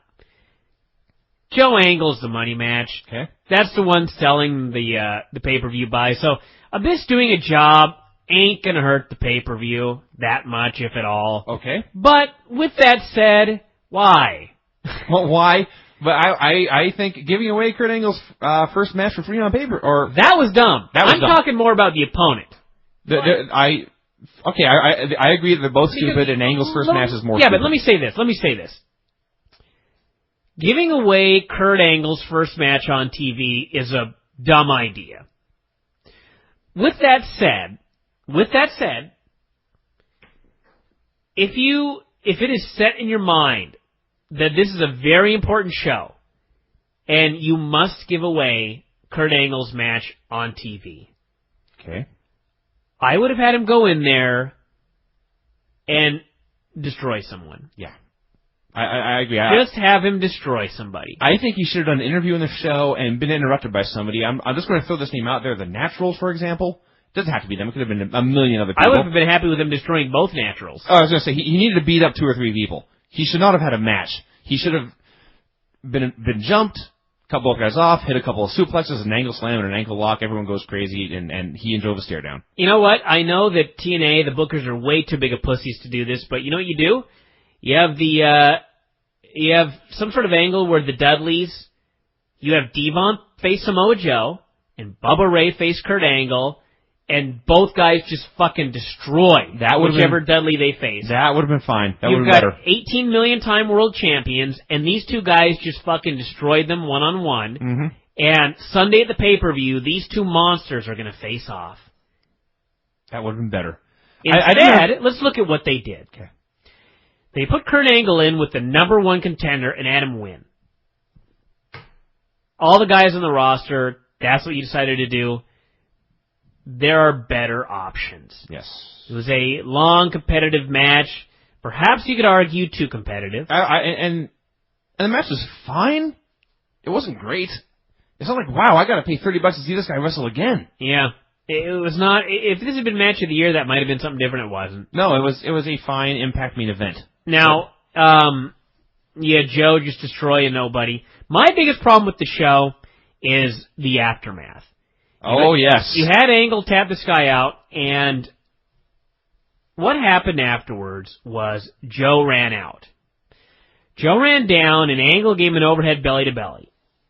Went for the Olympic Slam. Joe gave him the enziguri. And I should note that this got way less heat than you would have expected. Than the first time he did it.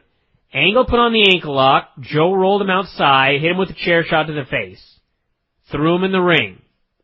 Abyss was there. They start both stomping on Angle. Sting drops from the rafters. Abyss goes after him. Sting gives him a high cross, and Abyss falls in the tacks, which were in a darkened area of the arena. He hit the tacks. They immediately cut away. We never saw them again. This was the epitome of wasting thumbtacks. Oh, yeah, well, yeah, but we've seen that in every Abyss match. But you're forgetting something. We did, in fact, see them again. They brawled to the back. We saw Joe and Angle in the ring for a bit, and then it cut to the back, and in about 15 seconds... Hold on a second. I'm talking about the tacks. Oh, the tacks. I thought you meant we never saw Sting and Abyss again. No, I'm talking he fell into the tacks, and they immediately cut away. They were, in fact, wasted. They were utterly wasted. So, then Abyss and Sting are brawling, and Sting chases him up the ramp. They go back to the ring, and Joe has Angle in the ankle lock. There is even less heat than there was earlier. They cut backstage, and as we had noted, about 5, maybe 10 seconds earlier, Sting had chased Abyss to the back, and they cut backstage, and Sting is suddenly upside down, hanging from a snare of some sort. He stepped into a little loop, and it pulled him upside down, like in the Bugs Bunny cartoons, and Abyss is hitting him with a bat. We missed about 8 minutes of this fight. And at that point, I just started to laugh. So then it was high comedy. Then they cut back to the ring again, and Joe had him in the choke. And this Aftermath went like 7 minutes. Mm-hmm. I may be in the minority here, but I will say this.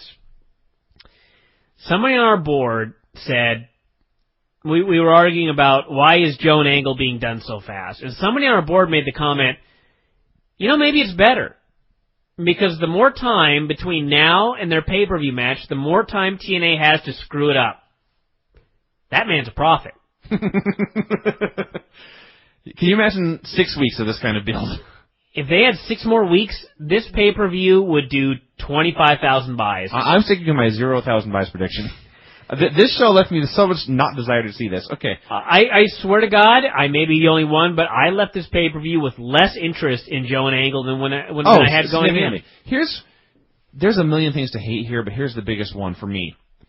It's like they sat down and said, okay, we got a main event on Sunday. It's Joe versus Angle. We have to make people want to see that match. And I want to say, morons! People already want to see the match. The reason they want to see this is because they want to see who will win. That's all. You don't need to turn Joe heel. You don't need to have them brawl every show.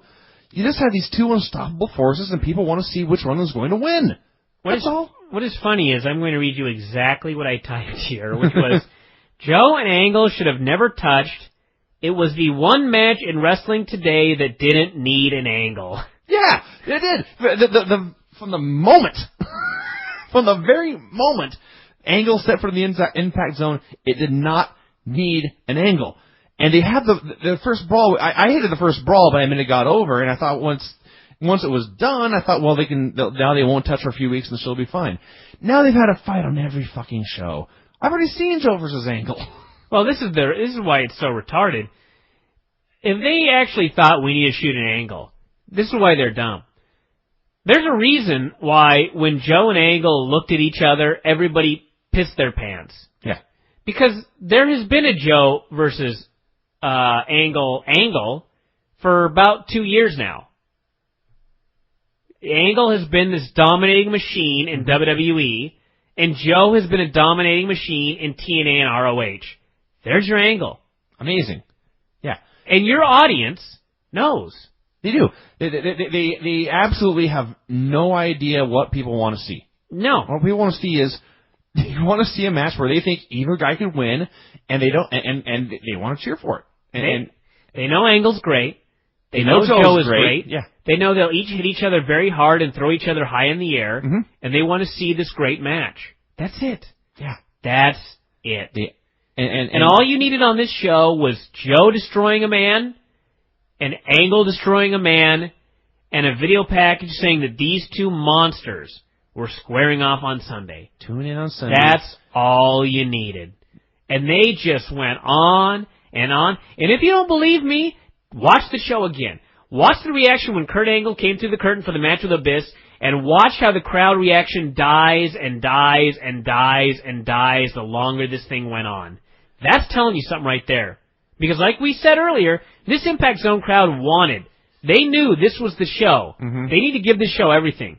And even they were killed by this. Yeah. This was too much. Oh God, it was stupid. And it's the one match that would have worked just fine with just two unstoppable monsters. They did not need to turn Joe heel, which they pretty much did by having him team with Abyss and work an Angle over. And it just, God, I hated this. Wow. I hated the show. There's some very good wrestling on it, but I fucking hated the show overall. Now, adrenaline rush now. Adrenaline rush now.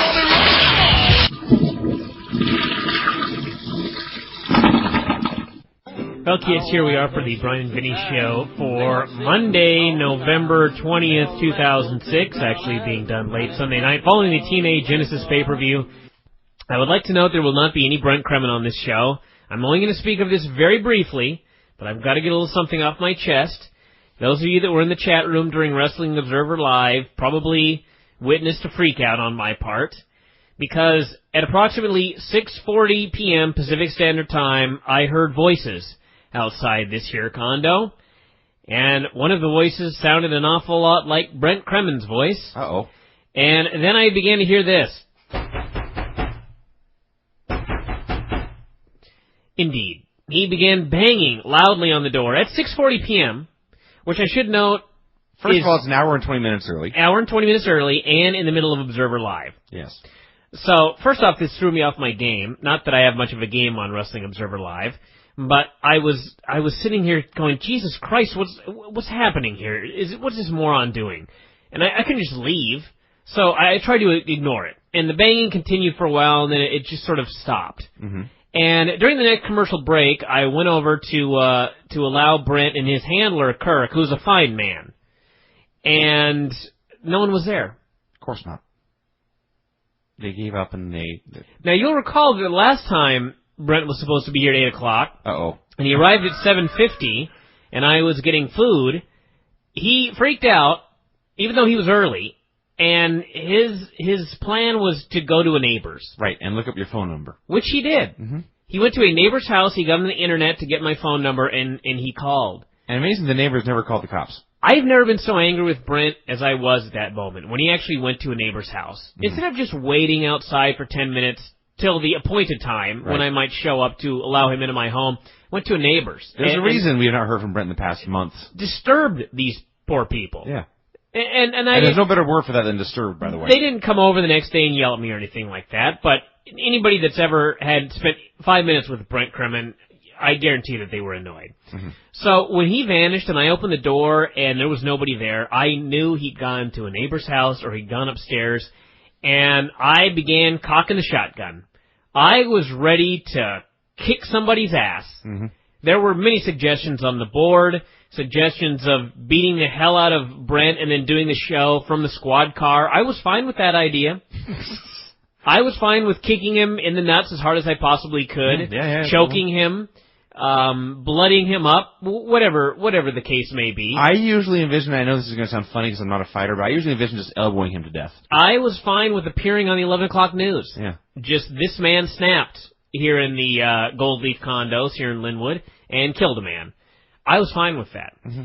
So I tried to be calm, and at approximately 7:40 p.m., an hour later, he returned, knocked on the door, and I opened the door, and I was very calm, and all I said was, if there's a God, you did not go to a neighbor's house.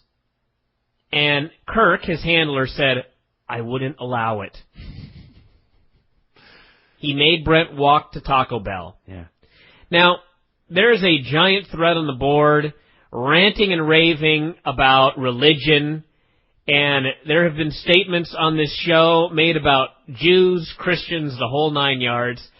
I will say this, Mike Rowe, I don't care what you think of religion. I don't care what you think about people that follow the Christian religion, and apparently there are some people on our board who are very anti-Christian and very angry about the possibility of a person being a Christian. Mike Rowe is a man that gives Christians a good name. He's a saint. He should be deified. He should, really. There should be a Mike Rowe Day. There should be a Mike Rowe Day, because Mike Rowe took Brent home after this pay-per-view. Mm-hmm. And he is the second man this weekend that has given Christians a fantastic name, the other being the Apostle Paul, going down to Oregon. Such a fine man. I mean, last time Paul worked security, this time he did music, and... Very talented. Paul, he's 20 years old, and when I told Tammy that, she almost fell out of her chair because she thought he was about 60 because of his gigantic beard. Mm-hmm. This is a young man. He was reading C.S. Lewis on the way down there, and he puts 1,000% into everything he does. Every single thing he does. When they put him in charge of music, it was like you were giving him $200,000 to do music for the night. I mean, he was a professional. He was going to be the best music man in all of wrestling. He was going to be the best music man in the history of the earth. Yeah. Just a fantastic man. And Mike Rowe, a fantastic man. And Kirk, I don't know if Kirk is a Christian, a Jew. I don't know what he is. You don't care. I don't care. He is a fine, fantastic, wonderful gentleman. And all three of those guys will be treated to a great barbecue, or... Fuck, I'll take them to Dancing with the Stars on December 22nd. There you go. They will be rewarded for this because, Brent, on the other hand. These three men, better men than I will ever be. That's all I have to say. That's all I'm going to say about Brent Kremen. Probably will never hear his name again for all I know. He annoyed the shit out of everybody just existing. And, I don't know. Yeah. It got to the point where he was counting the number of times we told him to shut up, and that means he knows he annoyed us. Oh yeah, he's like a child. He understands. He's like a 7-year-old that knows that he's being annoying and is just, you know what he is? He's a living troll. He is. He's a troll of life. He is a living, breathing troll. I mean, those of you, everybody on the board, you all know trolls. And I'm sure that those of you that have never been on a board before, you've been to a message board and seen a troll. Well, Brent Kremen is a living, breathing troll. Brent was sitting on the chair on the side of the room, and the center of the room was a coffee table. On the other side of the table, I was watching the show from the floor. And at one point, I looked over on the table, and there was a large book. I don't remember what it was, but it's a large hardcover book. And I envisioned picking up the book and chucking it like a ninja star. If you would have done that, I would have killed you. But because you like the book.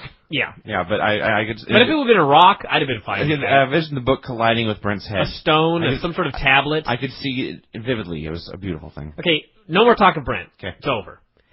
Unless his name should come up in the course of this pay-per-view as a moment where we wanted to string him up. Much like Abyss was strung up tonight on this fantastic TNA pay-per-view. This was a fucking great show. This show was great in a way that the Worst of Thunder used to be great. This was... You know what this was? I wrote it at the end of the update on the front page of the site. This was the best and the worst of TNA. This was 50% like the best pay-per-view of the year, and this was 50% the dumbest shit you've ever seen in your whole life, all wrapped up in one. I'm not denying there's a lot of dumb shit in the show, but for me, I would say more 80-20. Well, I'll put it this way. There was some, don't be wrong, perhaps the stupidest shit we've seen all year, but... Any pay-per-view that has Chris Daniels and Chris Sabin, and AJ Styles and Christian, and Joe and Daniels, all of which were in the 3.5 to 4 or 4.25 star range. If you say that that was a bad pay-per-view, then just stop watching wrestling. Yeah, I can think of nothing better to say. If you do not like the wrestling of the show, then this is not the hobby for you. This is not your sport. No. Now, don't get me wrong. If you ranted and raved about stupidity on this show, join the club. We're going to. We'll be doing plenty of it tonight.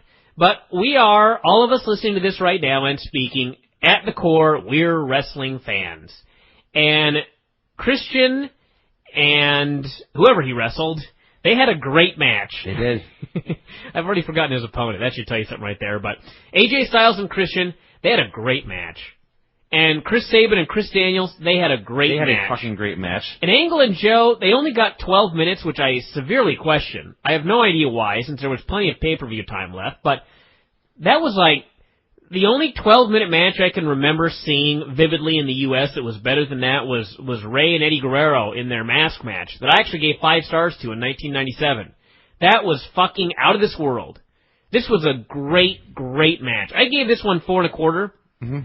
If it had gone longer, you know, God knows how good this match would have been. Yeah, there was no limit to it. It didn't get enough time. But we'll rave about the good stuff as we get to it, and rave about the shit as we get to it, because there was plenty of shit, and it started out with that, in fact. The show opened with bullshit. The Voodoo Kin Murderers, or Mafia. Dave actually called them the Voodoo Murderers, which is watching a lot of Japan will do that. That's a much better name. The VKM faced Johnny Devine and Maverick Matt. And Kazarian was out there. And Kazarian. Was he actually in the match? It was a handicap tag. Really? For absolutely no reason. I thought he was just out there. No. I didn't actually think he was in the match. I guess I could be wrong. Well, this was such bullshit, I didn't even figure that out by the end. Yeah. Somebody actually did IM me and say that I forgot that Kazarian was in the match, so I presume you're right and I was wrong. But listen, kids, I follow this very closely. I take a lot of notes, all right? And I pay pretty damn close attention when I'm not wanting to punch somebody out. This stuff shouldn't go over my head. It really shouldn't. And it did. So I figured it ain't my fault. That's TNA's fault. So they had this match, and apparently, I could be wrong. In fact, I'm sure that Kip James and his wacky partner would disagree with me, but it appears to me that the Voodoo Kin Mafia gimmick is that they're spoofing DX, but they're even shittier. And the defining moment of this match was, I guess it was BG James was selling. And it was time for his big comeback. Right. And Shawn Michaels often, I should say often, every Shawn Michaels match, he does the flying forearm, takes a bump, both guys are down, he does a big kip up, and he starts his comeback. So BG James is lying on his back, and he decides he's going to do a kip up. However, he's too fat. Indeed. So he's on the ground, and he starts kicking his feet, and it looked remarkably like whenever you used to try and do a kip up. Indeed. Just a beast whale. Just kicking its flippers, or flipping its floppers around, or whatever you want to call it. And he's attempting to get to his feet, and finally he beckons to the referee, "Help me!" And the referee helps this fat ass to his feet. He tags in Billy Gunn, and the comeback is on. And Billy Gunn is setting up for the sweet chin music, and he's stomping his foot like Shawn Michaels does, and the crowd's clapping along and getting into it.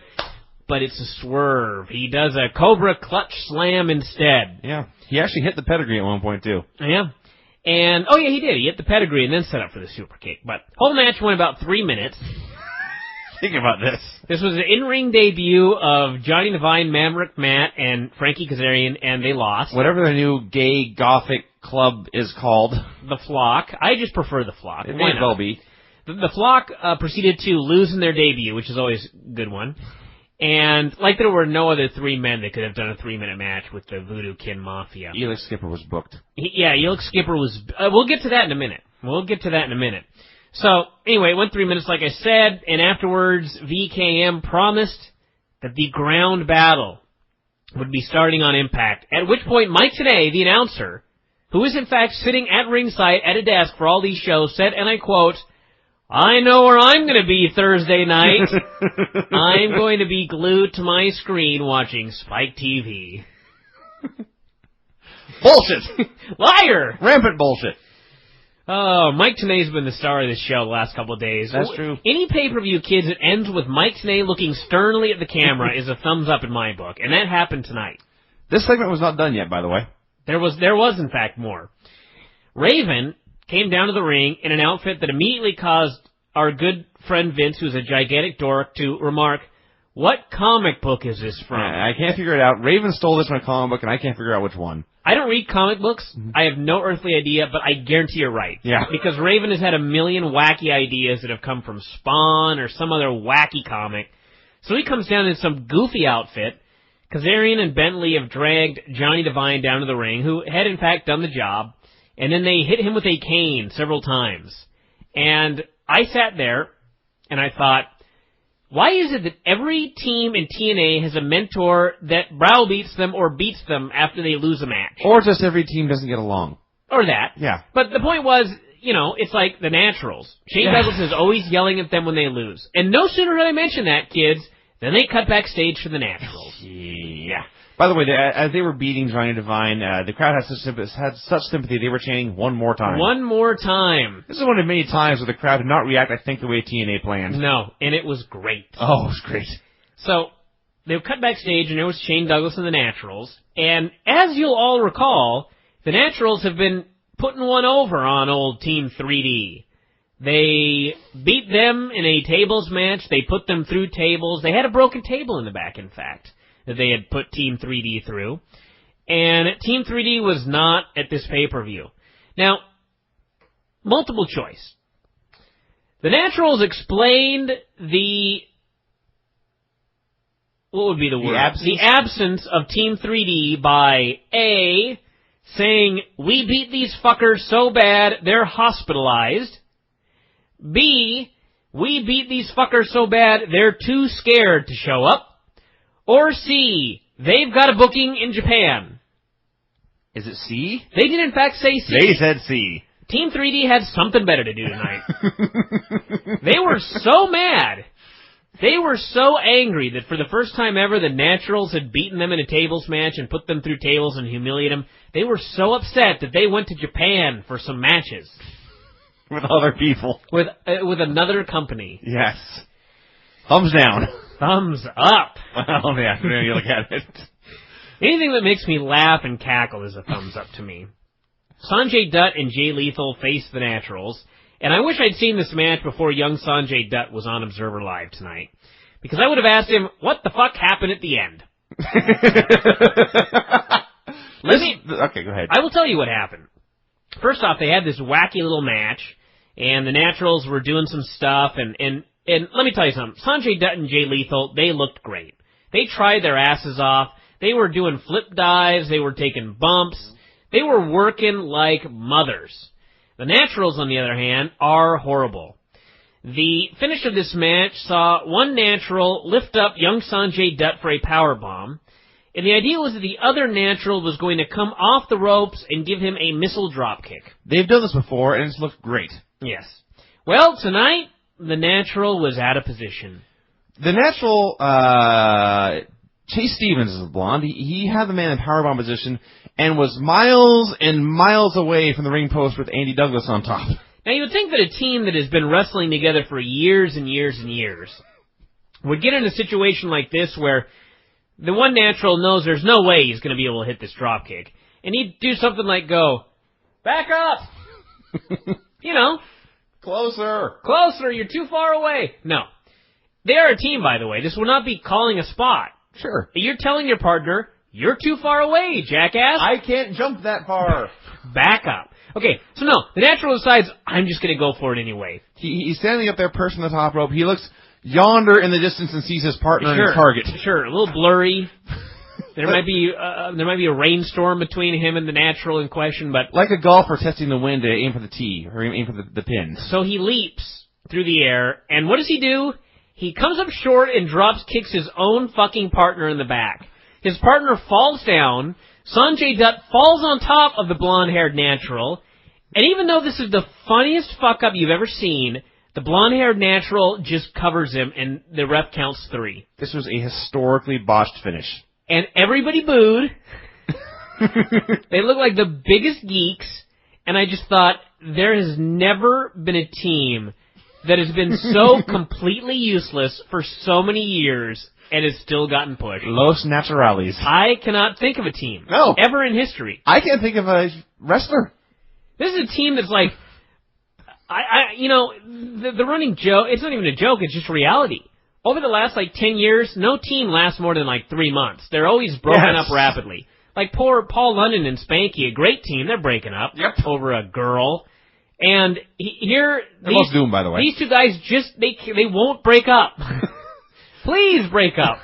Please break up, go your separate ways, fail, and leave my TV screen forever. I guess I'd rather have them as a team having one shitty match than singles having 2 shitty matches, but regardless, they blow. God.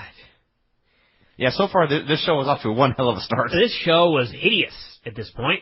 So Conan came out with his Mexican pals, and he vowed to burn the flag tonight no matter what. They just won't quit. Apparently this has to be done on TV. They just can't go outside and burn it, between Thursday and Sunday. It's got to be done live on pay-per-view. So Tenay, by the way, was sickened by this and gave another stern lecture to these Mexicans. He said he hoped Jim Cornette laid down the law. He said, you just knew Conan was going to play that First Amendment card. He did. He's in fact outraged. How dare he exercise his right to free speech? This is he was outraged about exercising the right to breathe in and out. Sure. Just absurd. You bastard. Jeremy Borash, who has the best tan in the whole company, I should Still does, yes. Interviewed Daniels, who said he was going to... They had a bunch of these, and the reason I mention it is because rock music was playing. Yeah. But it only played for 15 seconds, and then somebody figured it out and shut it off. But they kept doing this, and it was just wrong. Stop doing that. The bumper music for the promos was bad. The bumper music makes it sound like it's a pre-tape, or it's like a recap. Something. I don't know, yeah. The music in the background is for recaps, kids, not for live events. That's what I say. So Chris Daniels faced Chris Sabin for the X title, and they had a great, great match. Fuck me, this was awesome. And the idea, I guess, was that throughout the show... Okay, here's the deal. On the TV special, the 2-hour impact, Daniels and AJ came out, and they just randomly had broken up. They were just... Sorta. No, they had, because Mike Tenay said former partners. I see, okay. That indicates they are not currently partners. Fair enough. The operative term being former. So... I guess they decided, well, let's break them up, and then we'll shoot the angle breaking them up. Yes. That's how things work. Yeah. So, I'm not even getting to the rant I was going to get. I'm just going to move on. So, they decided, let's book backwards. Let's break them up at the pay-per-view after they've already been broken up. So, in this match, Daniels came out, AJ Styles came out, And what did he do? Sabin brought a chair into the ring. Yes, he stopped him from using the chair. AJ ran in, grabbed the chair, and left, and that's all he did. Okay, so that's he didn't lay a finger on anyone. He just stopped him from using the chair. He did just make an appearance. So really, that was the only interference in the whole match, and I will forgive them because the match continued just fine. And Daniels won clean with a roll up. This was a thumbs up. This was a fucking horkin' huge thumbs up. The great thing was, besides just the fact that it was great, Chris Sabin's a hell of a heel. We have not seen him, at least I don't think he's been a heel before. Well, he was a great heel in that he worked as a heel. Yeah. He had this spot where he's going for this giant dive. And that was a great moment. It was a great moment. One of my pet peeves are these heels that still do all these flashy, exciting moves. Yes. That just doing the move, you're asking the fans to cheer for you. Right. And then there's like confusion. Why aren't the people booing me? Well, let's see. You're doing cool stuff. You're doing cool stuff. Right. Cooler than your babyface opponent. So his big spot was he went for a tope, and he stopped at the ropes, he stepped through them, and he did a double sledge off the apron. He did an axe handle to the floor. And then I don't remember if he actually literally gave a finger, but he looked at the fans and said, fuck you, I'm not going to entertain you. It was killer. Buddy used to always do the spot when we were wrestling. He was a heel and I was a babyface. He would never yell at the people. He would never do anything. It was just how he worked. And he'd always do the spot where he would slam me. He would walk to the ropes. He would go outside. He would put his foot on the bottom rope. He would look at the people. And then he would just get back in the ring and do a fist drop on me. And they would boo like, God damn it, we wanted you to go up top. And then later, he would slam me again, and he would go out, and this time he would get to the second rope. But then he would look at the people and shake his head, not in front of these rednecks, come back in and drop an elbow. The people would go, God damn you, you motherfucker. And then, of course, the very end would be, he would actually go up to the top, jump off, but I would hit him in midair and start to come back, and the place would just go crazy. And I didn't have to do anything. I was the worst babyface in the world. I can't stand there and pump my fist and clap my hands and stomp my feet. That's the most phony thing in the world. I just can't do it. But I was always a gigantic babyface when I worked with Buddy because he was always a gigantic heel. Because he's Buddy. And it's how you work. And Chris Sabin did a fine job this evening working as a heel. The other great thing was a lot of Sabin's matches, they go boom, boom, boom, boom, boom so fast where it's cool, it's fun, it's entertaining, but it's not necessarily believable. This had a slower pace, and everything flowed so smoothly into each other. It actually felt like they were countering, exchanging holds and moves. They were not just following a script. Yes. They were, and it flowed, it was natural, it was smooth, it was good stuff. Thumbs up. Thumbs up. Nash had a meeting with his crew. He said they needed a big win tonight by any means necessary. And then he did some other stuff that just appeared lewd. They did. Let's move on. Yeah. Alex Shelley and Austin Starr faced Truth and Lance Hoyt. Nash did commentary for the match. The highlight of this, by leaps and bounds, was Truth and Hoyt coming out and dancing together. They did. Lance Hoyt had I believe it just said L. Hoyt. It was a NFL Europe Frankfurt Galaxy football jersey. It said L. Hoyt in the back. I don't know if he ever played for these guys. It's possible. But regardless, he came out in this jersey and they danced. And when I say they danced, Hoyt can move. Sure. For a big white guy. Yeah. So Nash did commentary. He explained that his shoulder was in a sling because he had done a wacky spot in an ex-title match at Budokan. And this caused Don West to say, "That's not what I heard." Don West, he thought Kevin Nash may have been pulling his leg. Master Sleuth. So they had this match, and Austin Starr is so wacky. And I have come to the conclusion, I thought about this when I was first watching this match, after seeing Chris Sabin's fucked up hair and goatee. Every X Division guy was super generic. Right. They were all the same guy. So at some point, the decree came down that everybody had to make an effort to just get as ugly as possible. And I think they've all done that. Kazarian, Maverick Matt. They've got makeup, they're pale, they're getting fatter, they've got weird fucked up dye jobs. hairdos, their hair, just the wackiest hair and facial hair and just weird. So anyway, this was one of those matches that I love because they start doing this big comeback and it's so awesome that they kill the crowd. When your comeback causes the crowd to get less into the match, you're doing something wrong. That's what these men did. And Shelley, they had the best finish in the history of wrestling. Only the twisted mind of Vince Russo could have come up with something this stupid. I blame Russo for this. I don't care who was in charge. I just blame Russo, as I want to do. So they're having this match, and Shelley hits a big frog splash on Lance Hoyt. But he doesn't pin him. Oh, no. Oh, that's right. He says, hey, Austin, go get my camera. Now, he's not going to use his camera for a weapon. No. He wants Austin to bring the camera up close to the action so that he can get his victory on tape. Correct.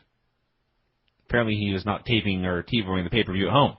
On tape. Or is not. Apparently TNA does not give copies of their shows to their talent. He wasn't fine with the 3 broadcast quality cameras. He needed a camcorder version of this finish, and thus he was pinned. I've never seen anything so dumb. Well, there you go. The paparazzi winning streak continues. The paparazzi stupidity streak continues. Nash, of course, yelled at them afterwards. That's 3 for 3. That's 3 for 3 so far, kids. There you go. Then we had AJ Styles and Christian.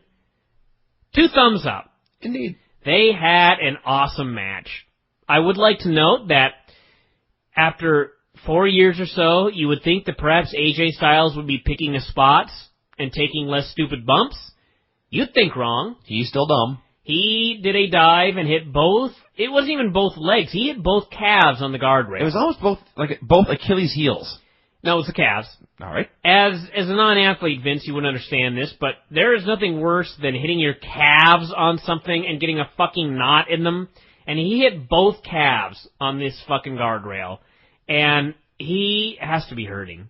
He took bumps on his head. He took bumps on his neck. He took bumps outside. He took bumps inside. He took bumps off the top rope. He took every possible bump he could possibly take. And he lived. That's the good news. For now. Christian was right there with him the whole time. It was just great. And we had the run-in, but at least it played into the story. Christian went for a chair when he could not defeat this man. Thank you. And AJ, actually it was Christian grabbed the chair, and Chris Daniels grabbed the other end, and they're having this tug-of-war. And as they're having this tug-of-war, AJ goes for a sunset flip, and Christian is pulling and pulling and pulling, and then he just lets go and sits down, grabs AJ's legs, and pins him. So Chris Daniels cost AJ the match, basically. Yeah. And I would have preferred a clean finish, but for a finish with interference, this was fine. It was.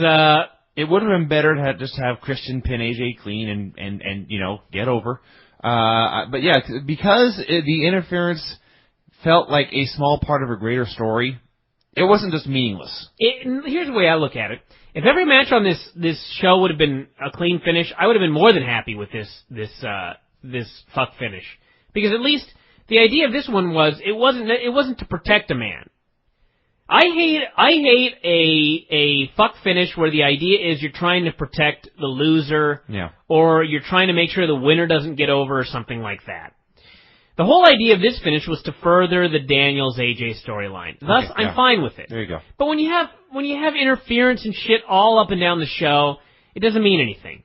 And this was one of those times. And afterwards, we had what's his face? Help me out here. Rhino. No, the other geek. Or actually, first Dutton Lethal ran in, and then where was the handshake? Did we totally miss that? Who had the handshake?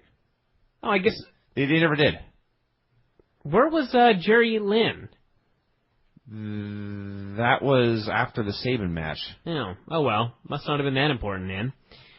Jerry Lynn yelled at Sabin and Daniels afterwards and demanded they shake hands. Did they? I forget. No, Sabin did. Then when Lynn turned around, Sabin he gave him the cradle shock. Yeah. Okay. So anyway, Dutton Lethal came out and tried to get AJ and Daniels to stop fighting.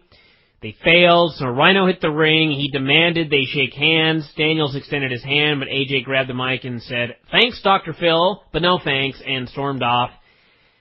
And it was kind of weird because, I mean, they were trying to put it over like, how dare AJ behave like this? And it's like, well, he got fucked. Yeah. He got totally fucked. I mean, why would he be like, oh, okay, no big deal, let's shake hands? He got screwed. Yeah, there is, yeah. Now, if Daniels would have left, that would have been something. That would have made It's like sense. Daniels got his win earlier on, and he was responsible for the whole fuck-up. Why should AJ have to shake hands? Daniels the one that should have walked off, but I guess they want to turn AJ for Christ knows what reason. So AMW cut a promo vowing to beat up LAX, save the flag, that sort of thing. James Storm said the First Amendment protected you from the government, but not from AMW. And then within 30 seconds made fun of about 5 different minorities, including Asians, as Gail Kim stood nearby. That was funny. That was something else right there. LAX faced AMW. They had a good match with, let me, I guess to preface this, LAX and AMW, first off, go turn off the heat while I'm ranting. It's freaking hotter than shit in here. LAX and AMW, I don't think they go out drinking together after shows. I think they're wrestlers in the promotion that are closer, better friends, that sort of thing. And this match was a lot of guys getting dropped in funny positions, guys getting hit real hard. I don't want to say a lack of cooperation. There were moments where dudes were on totally different pages, mostly Chris Harris and Hernandez. But overall, it was all right. The one scary spot was AMW threw Homicide over the top ropes and just threw him totally off kilter. And he fell down right onto his bad shoulder. And I thought, someone's going to get cut tonight. Someone's going to get knifed. Someone's going to get burnt. Fuck the flag. They're going to burn AMW. So anyway, they had this match, all sorts of wackiness. Conan got involved near the finish, took the referee.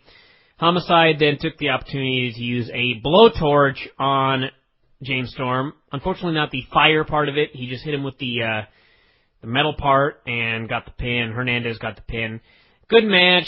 It was another one of those matches where they tried the WrestleMania near falls, and there was actually a moment where they did that one near fall too many, and as soon as the dude kicked out, the place just died. Like, well, okay. This was... you could be right. I never thought about the unprofessionalism or lack of cooperation. I just thought stuff got fucked up. Well, there was, but first off, I suspect a lot less things would have been fucked up if they had been friends. Mm-hmm. I don't think they purposely dropped Homicide, but I think they would have been more careful with Homicide if they were good friends. I don't think they were like, let's drop this fucker right on his shoulder. Yeah. But I think they were throwing him outside, throw him. And that was that. One way or another, things were going along fine. They did fall apart for a while, and yeah, it went too long. And it went about 3 minutes too long, and then it kind of finished, and by the end it was just a good match. And then they had the big angle, which was the bad guys going to burn the flag and kill young Gail Kim, and Petey Williams, of all people, made the save, given that he's Canadian, and he's turning babyface. Apparently the crowd doesn't know. I don't know if these folks in the Impact Zone, it was folks that had not seen the special, a whole new crowd, but Petey ran in and it was like, what the fuck's Petey Williams doing here? So, Cornette came out afterwards, the man behind Smoky Mountain Wrestling, and he said that the behavior of LAX was so appalling, the most appalling thing he'd ever seen in this business, he said. He was stripping them of the titles. And the fans went, boo! Yes! These people are clueless. These diabolical, racist Mexicans got stripped of the titles and everybody booed. I laughed like a madman. Yep. And so Cornette said, you have until Impact to hand over the belts, and the fans chanted bullshit. This is bullshit. And it was. It is. Why do we need to strip these guys of the titles? No logical reason. Again, not because they're trying to set Petey Williams on fire. No. That's okay. Sure. They tried to light a flag on fire. Yes, this angle failed. It backfired. I guess the angle is going to be that Conan and his crew are going to sue Jim Cornette. So maybe that means, I guess the idea would be that a gag order, Cornette can't speak for like 6 months to recover from his illness or whatever, so. But anyway, that appears to be where this is going, but God, they just, Russo. They're so out of touch. Russo kills every belt. Well, that too. He kills every belt. There's never been a guy better at killing belts than Vince Russo. And Exhibit A would be Genesis 2006.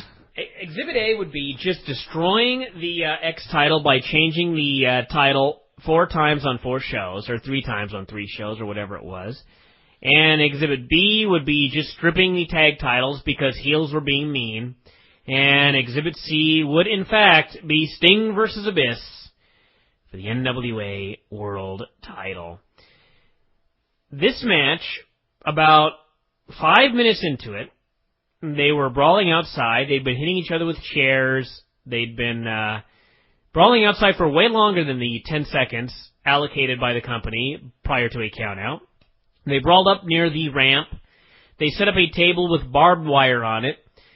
And Abyss was about to throw Sting through this barbed wire table when Jim Mitchell said, "No, don't." Apparently Jim Mitchell was afraid that Abyss would be disqualified. Mm-hmm.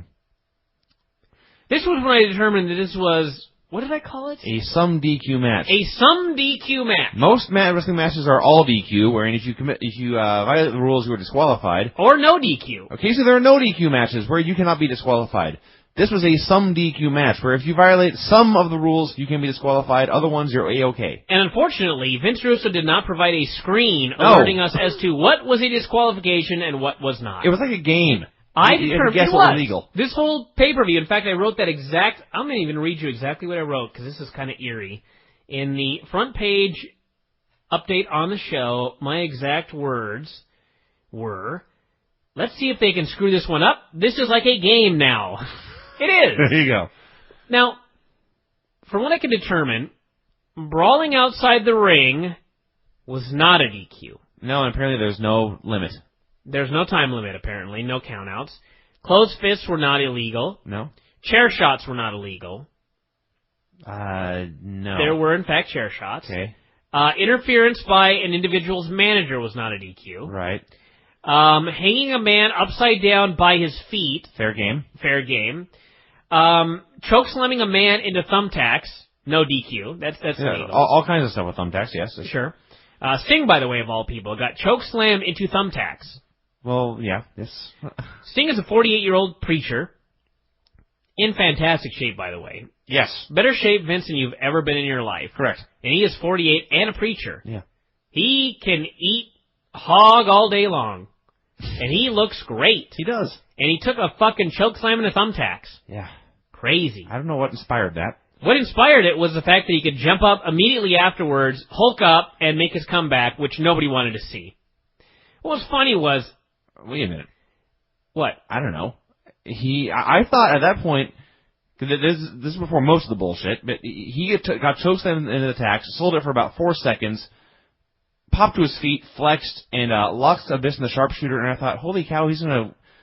At this point, I thought, he's going to tap Abyss out here, and this is going to be a great little 5-minute match. Well,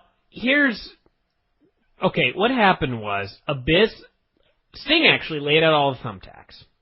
They're all spread out on the mat, and Abyss grabs him and gives him a chokeslam into the tacks. Right. The place just went crazy.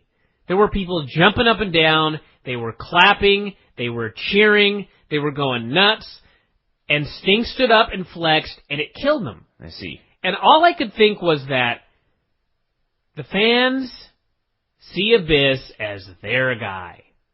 He's been there since day one. They were singing the Abyss song tonight. They were singing the Abyss song. There were a lot of them chanting, "Let's go Abyss." I think they wanted to see their guy beat Sting for the NWA title. They may have. And when Sting just no-sold those tacks, I think that took the air out of him for a while. It got significantly worse, by the way. Oh, yes. Oh, yes. They brawled outside, and Sting...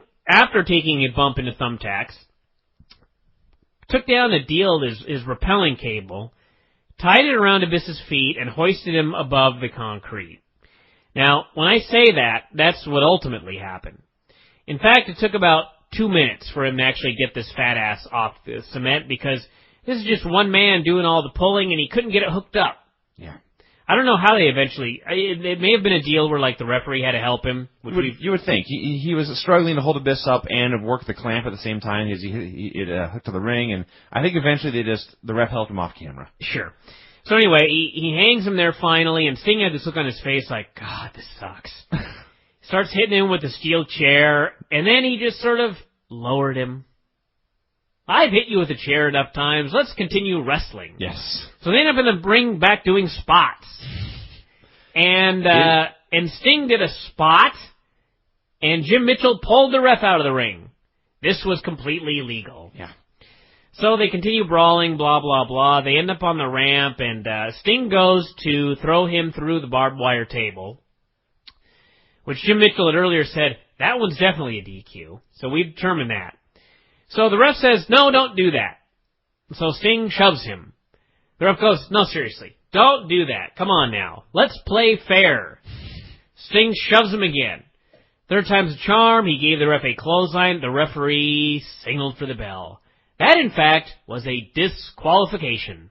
Your winner by DQ, the Monster Abyss. Your winner by DQ, the Monster Abyss. And then Sting put him through the barbed wire table, and Abyss twitched. So I'm thinking, God, that was dumb. That was the dumbest thing ever. They broke every rule in the book, and then the finish was a DQ. They basically had a DQ and a no DQ match. And then, just when you're thinking it's the dumbest thing ever, they pull the rug out from under you, and you go plummeting deep into the depths of dumbhood. They showed me. They showed you. The referee came out and announced that, per the rules instated 4 years ago, and never really adhered to, at least for sure not in the past year or two, the NWA title can in fact change hands on a disqualification. Your winner and new champion, Abyss. And the defining moment of this pay-per-view, Perhaps of this company's history. the history of the Earth, I think, actually, was Abyss was laying there in a heap. In the barbed wire. He was in a heap. He was he was surrounded by broken wood. He was wrapped in barbed wire. He was bleeding profusely. Jim Mitchell threw the belt on his bleeding carcass, and he said, look at Abyss. And I looked at Abyss, and I thought, it's even dumber. It's the dumbest thing ever. That is your champion right there. It's almost like they decided they could outdo anything WWE did, and so they said, we'll see your weak world champion, and we'll trump it.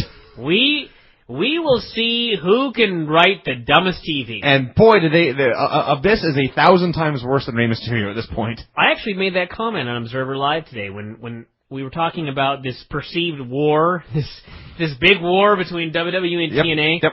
I've determined that there's a battle between Raw and TNA to write the worst television. And on this show, TNA won it. Let me tell you. Yes. Champion of the world. Total nonstop action. World's stupidest show. Raw will never top this one. This was dumb. Good luck tomorrow, Vince. Try and beat this one. Try and write a dumber show. You'll fail. The gauntlet has been thrown. So anyway, God. Retarded. And by the way, I put out the challenge on the front page. Please send me emails telling me how great that finish was. I have yet to receive one. I am still waiting. The challenge is out there. Email me and tell me why Sting vs. Abyss was so great and why that finish was so brilliant. I want to hear it. God damn it. And that brings us to the main event. Joe and Angle came out.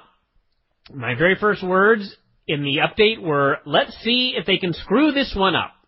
I had faith in TNA. I did too, actually. I had a great, especially when the first thing Jeremy Borash said is, your referee tonight is Earl Hebner. I immediately thought, screw job. Yeah. So anyway, they went out and had a great fucking 12-minute match. They did. They threw each other all over the place. Angle took where he put the guy in powerbomb position and spin him headfirst into the guardrail. He got thrown into the steps.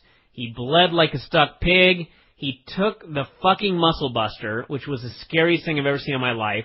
The thing with angle matches is, angle matches are sort of like Flair matches, and there are a couple of other people, Terry Funk. Guys where you watch it and there's a real emotional involvement because you really are scared that at any moment they might break their neck and die. Seriously. I know. I watched this match and there were moments where I screamed in terror.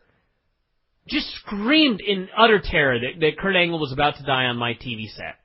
And you don't get that with everybody. Believe you me.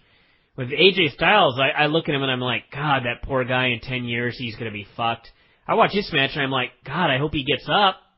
And there's an emotion. It's kind of morbid, distressing and morbid, but it's a real emotional involvement in a match.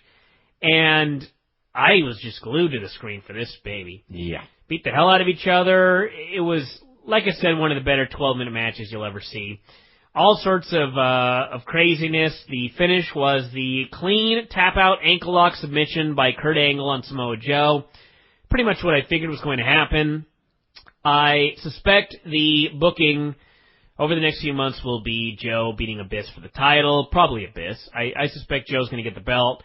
And then you've got, or you could even hold that off a little bit longer, have Joe beat Angle in the rematch. I was just going to say. Joe gets the title, and then you've got the third match is the rubber match and for the belt. Mm-hmm. So there are a lot of ways they can go with this. I have no problem with this finish whatsoever. No. This was one of those matches where you can't say this hurt Joe. If you think this hurt Joe, I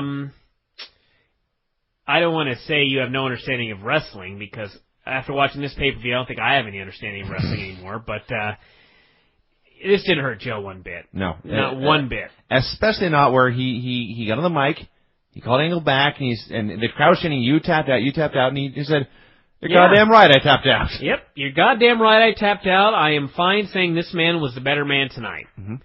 But he demanded a rematch and a handshake, and Angle responded, oddly enough, by refusing.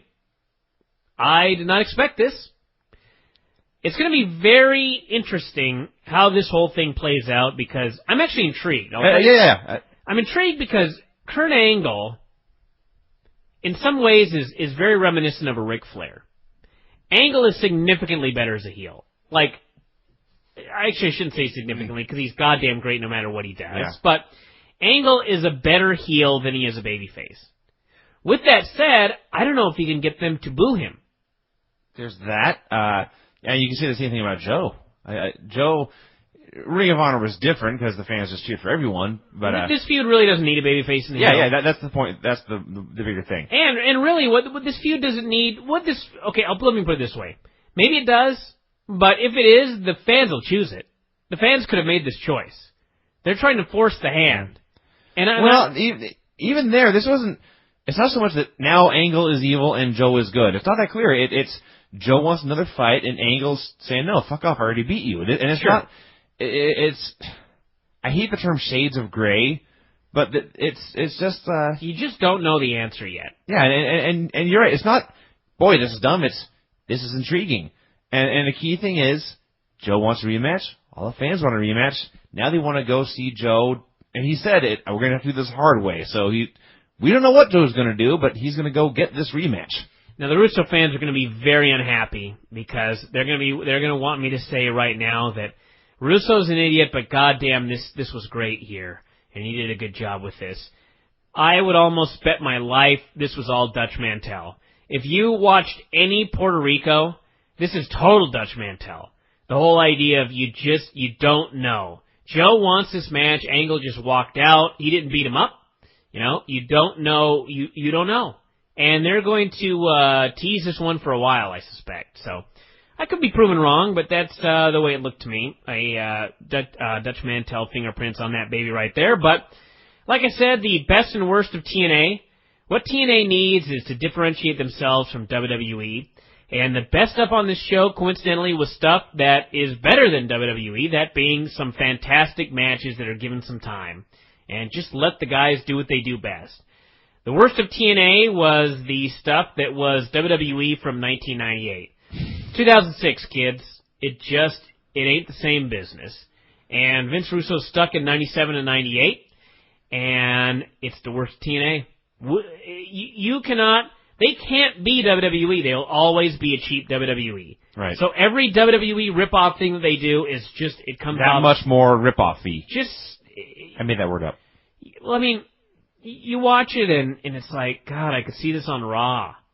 And it would be better on Raw. And it would be better on Raw. Yeah. You need to concentrate on the stuff that is better than what WWE is putting out, and that's Joe and Angle, that's Sabin and Daniels, Christian and AJ, and Sabin and Daniels. Yep. Not this bullshit with VKM and crap with Sting and Abyss and DQ bullshit and just crap like that. And wrestlers feuding with GMs. I would recommend getting the show, though. I will say that. Yeah. Oh, fuck yeah.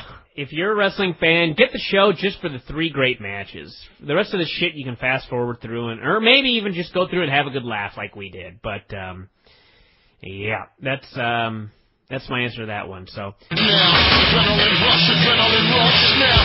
Adrenaline rush, adrenaline rush.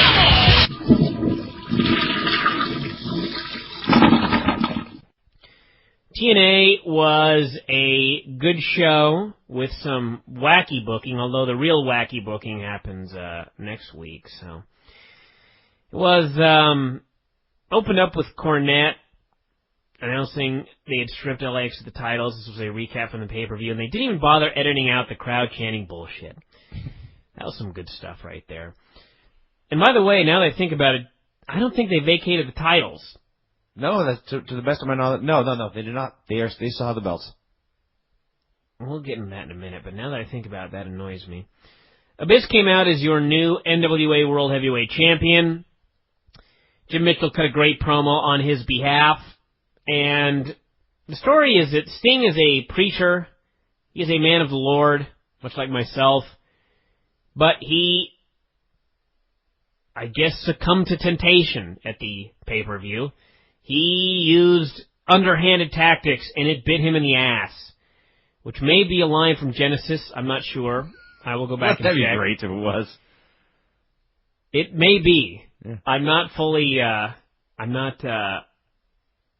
was an angry man in Genesis. Yes. I don't care if anybody is an atheist or a Jew or a Christian or whatever you are, but somebody in their SIG, I once made the quote, "Read the Bible, kids," and they put that in their SIG.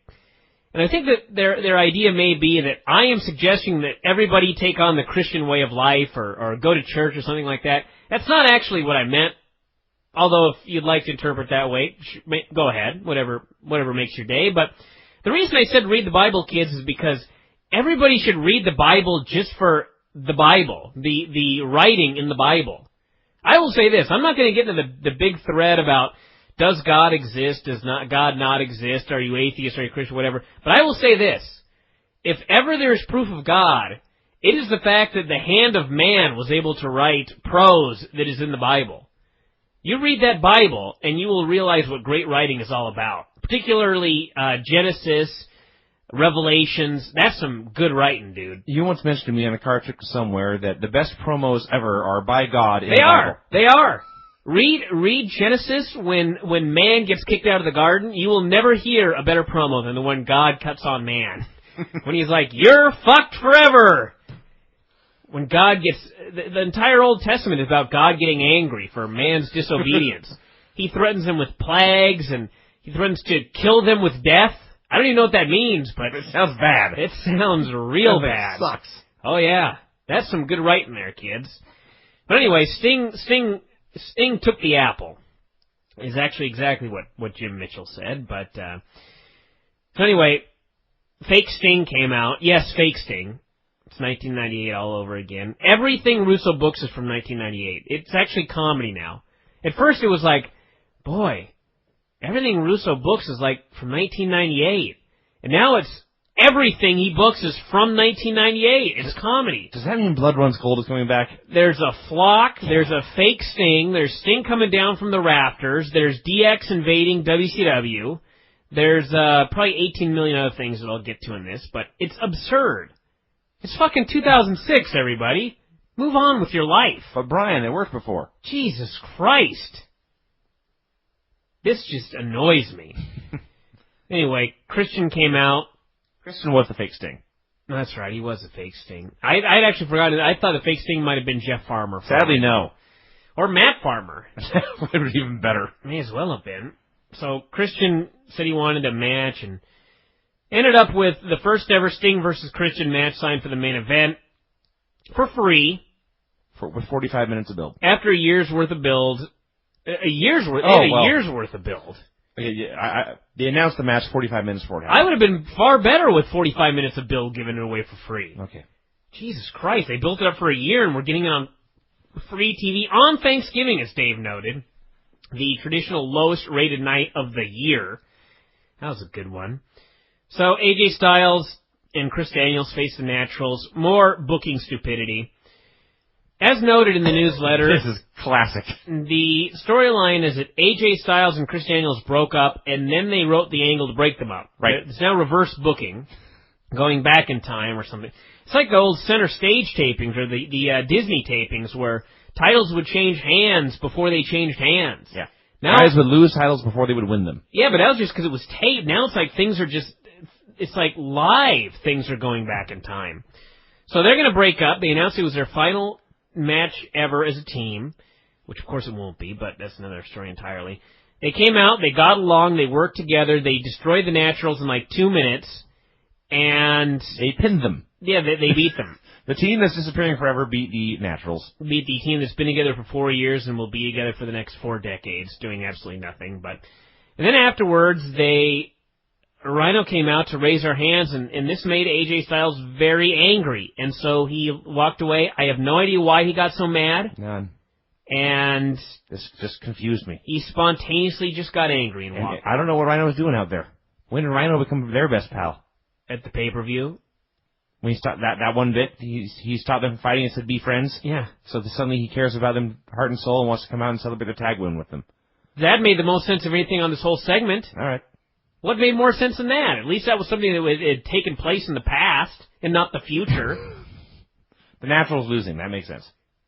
No, it doesn't. They're going to push. No, it really doesn't, I know.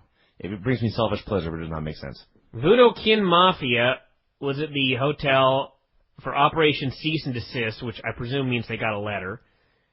And unfortunately, they did not abide by it. Then we had Cornette interviewing Petey Williams in mid-ring. There was no better man to do this than Cornette because Petey Williams needed all the fucking help he could get. This young man is not ready for his role here. So LAX came out, and Cornette asked him to hand over the... Oh, here's what happened. Okay, this actually did make a little bit of sense.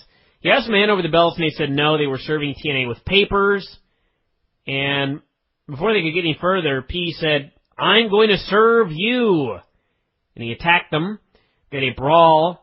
AMW ran in. LAX attacked them. This, that, and the other thing. I should note that in the middle of this wacky little beating, LAX went after Jim Cornette, and that's a little detail that's like, nobody thinks.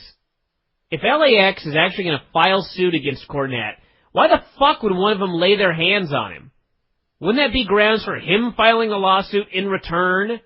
A countersuit, I believe that's called. Jesus Christ, these people are so fucking stupid sometimes. So anyway, but like I said, little deal. And in the grand scheme of this show, it didn't matter. But Angle ran out to make the save, and then Joe hit the ring. And if you'll remember at the pay-per-view, Joe wanted a rematch. Angle brushed him off. This time, Joe asked again, and Angle said, "Okay, I'll give you a rematch at the pay-per-view if you watch my back, and I'll watch yours." And now they're like allies. I don't get it either. Why? I don't know. And this all started with Jim Cornette interviewing Petey Williams in the middle of the ring.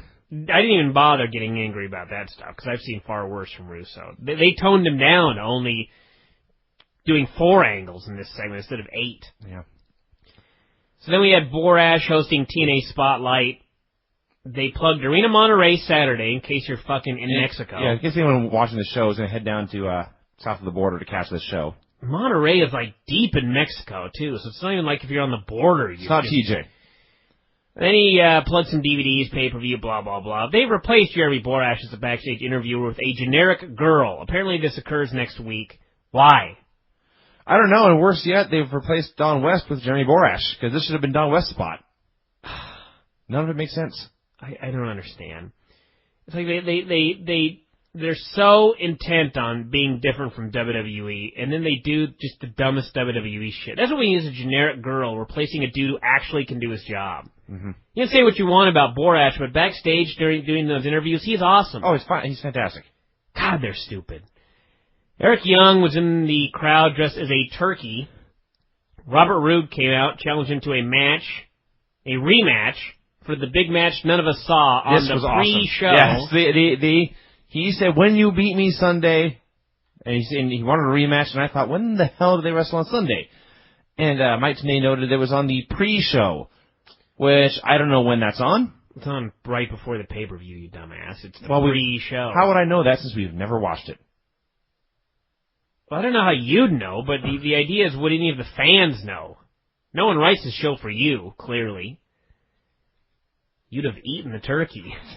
You'd have challenged the turkey to an eating, or you'd have tried to consume him if you played the Robert Roode role. Well, no, not in this night, because Eric Young in this turkey costume was fantastic. I'm glad you thought so.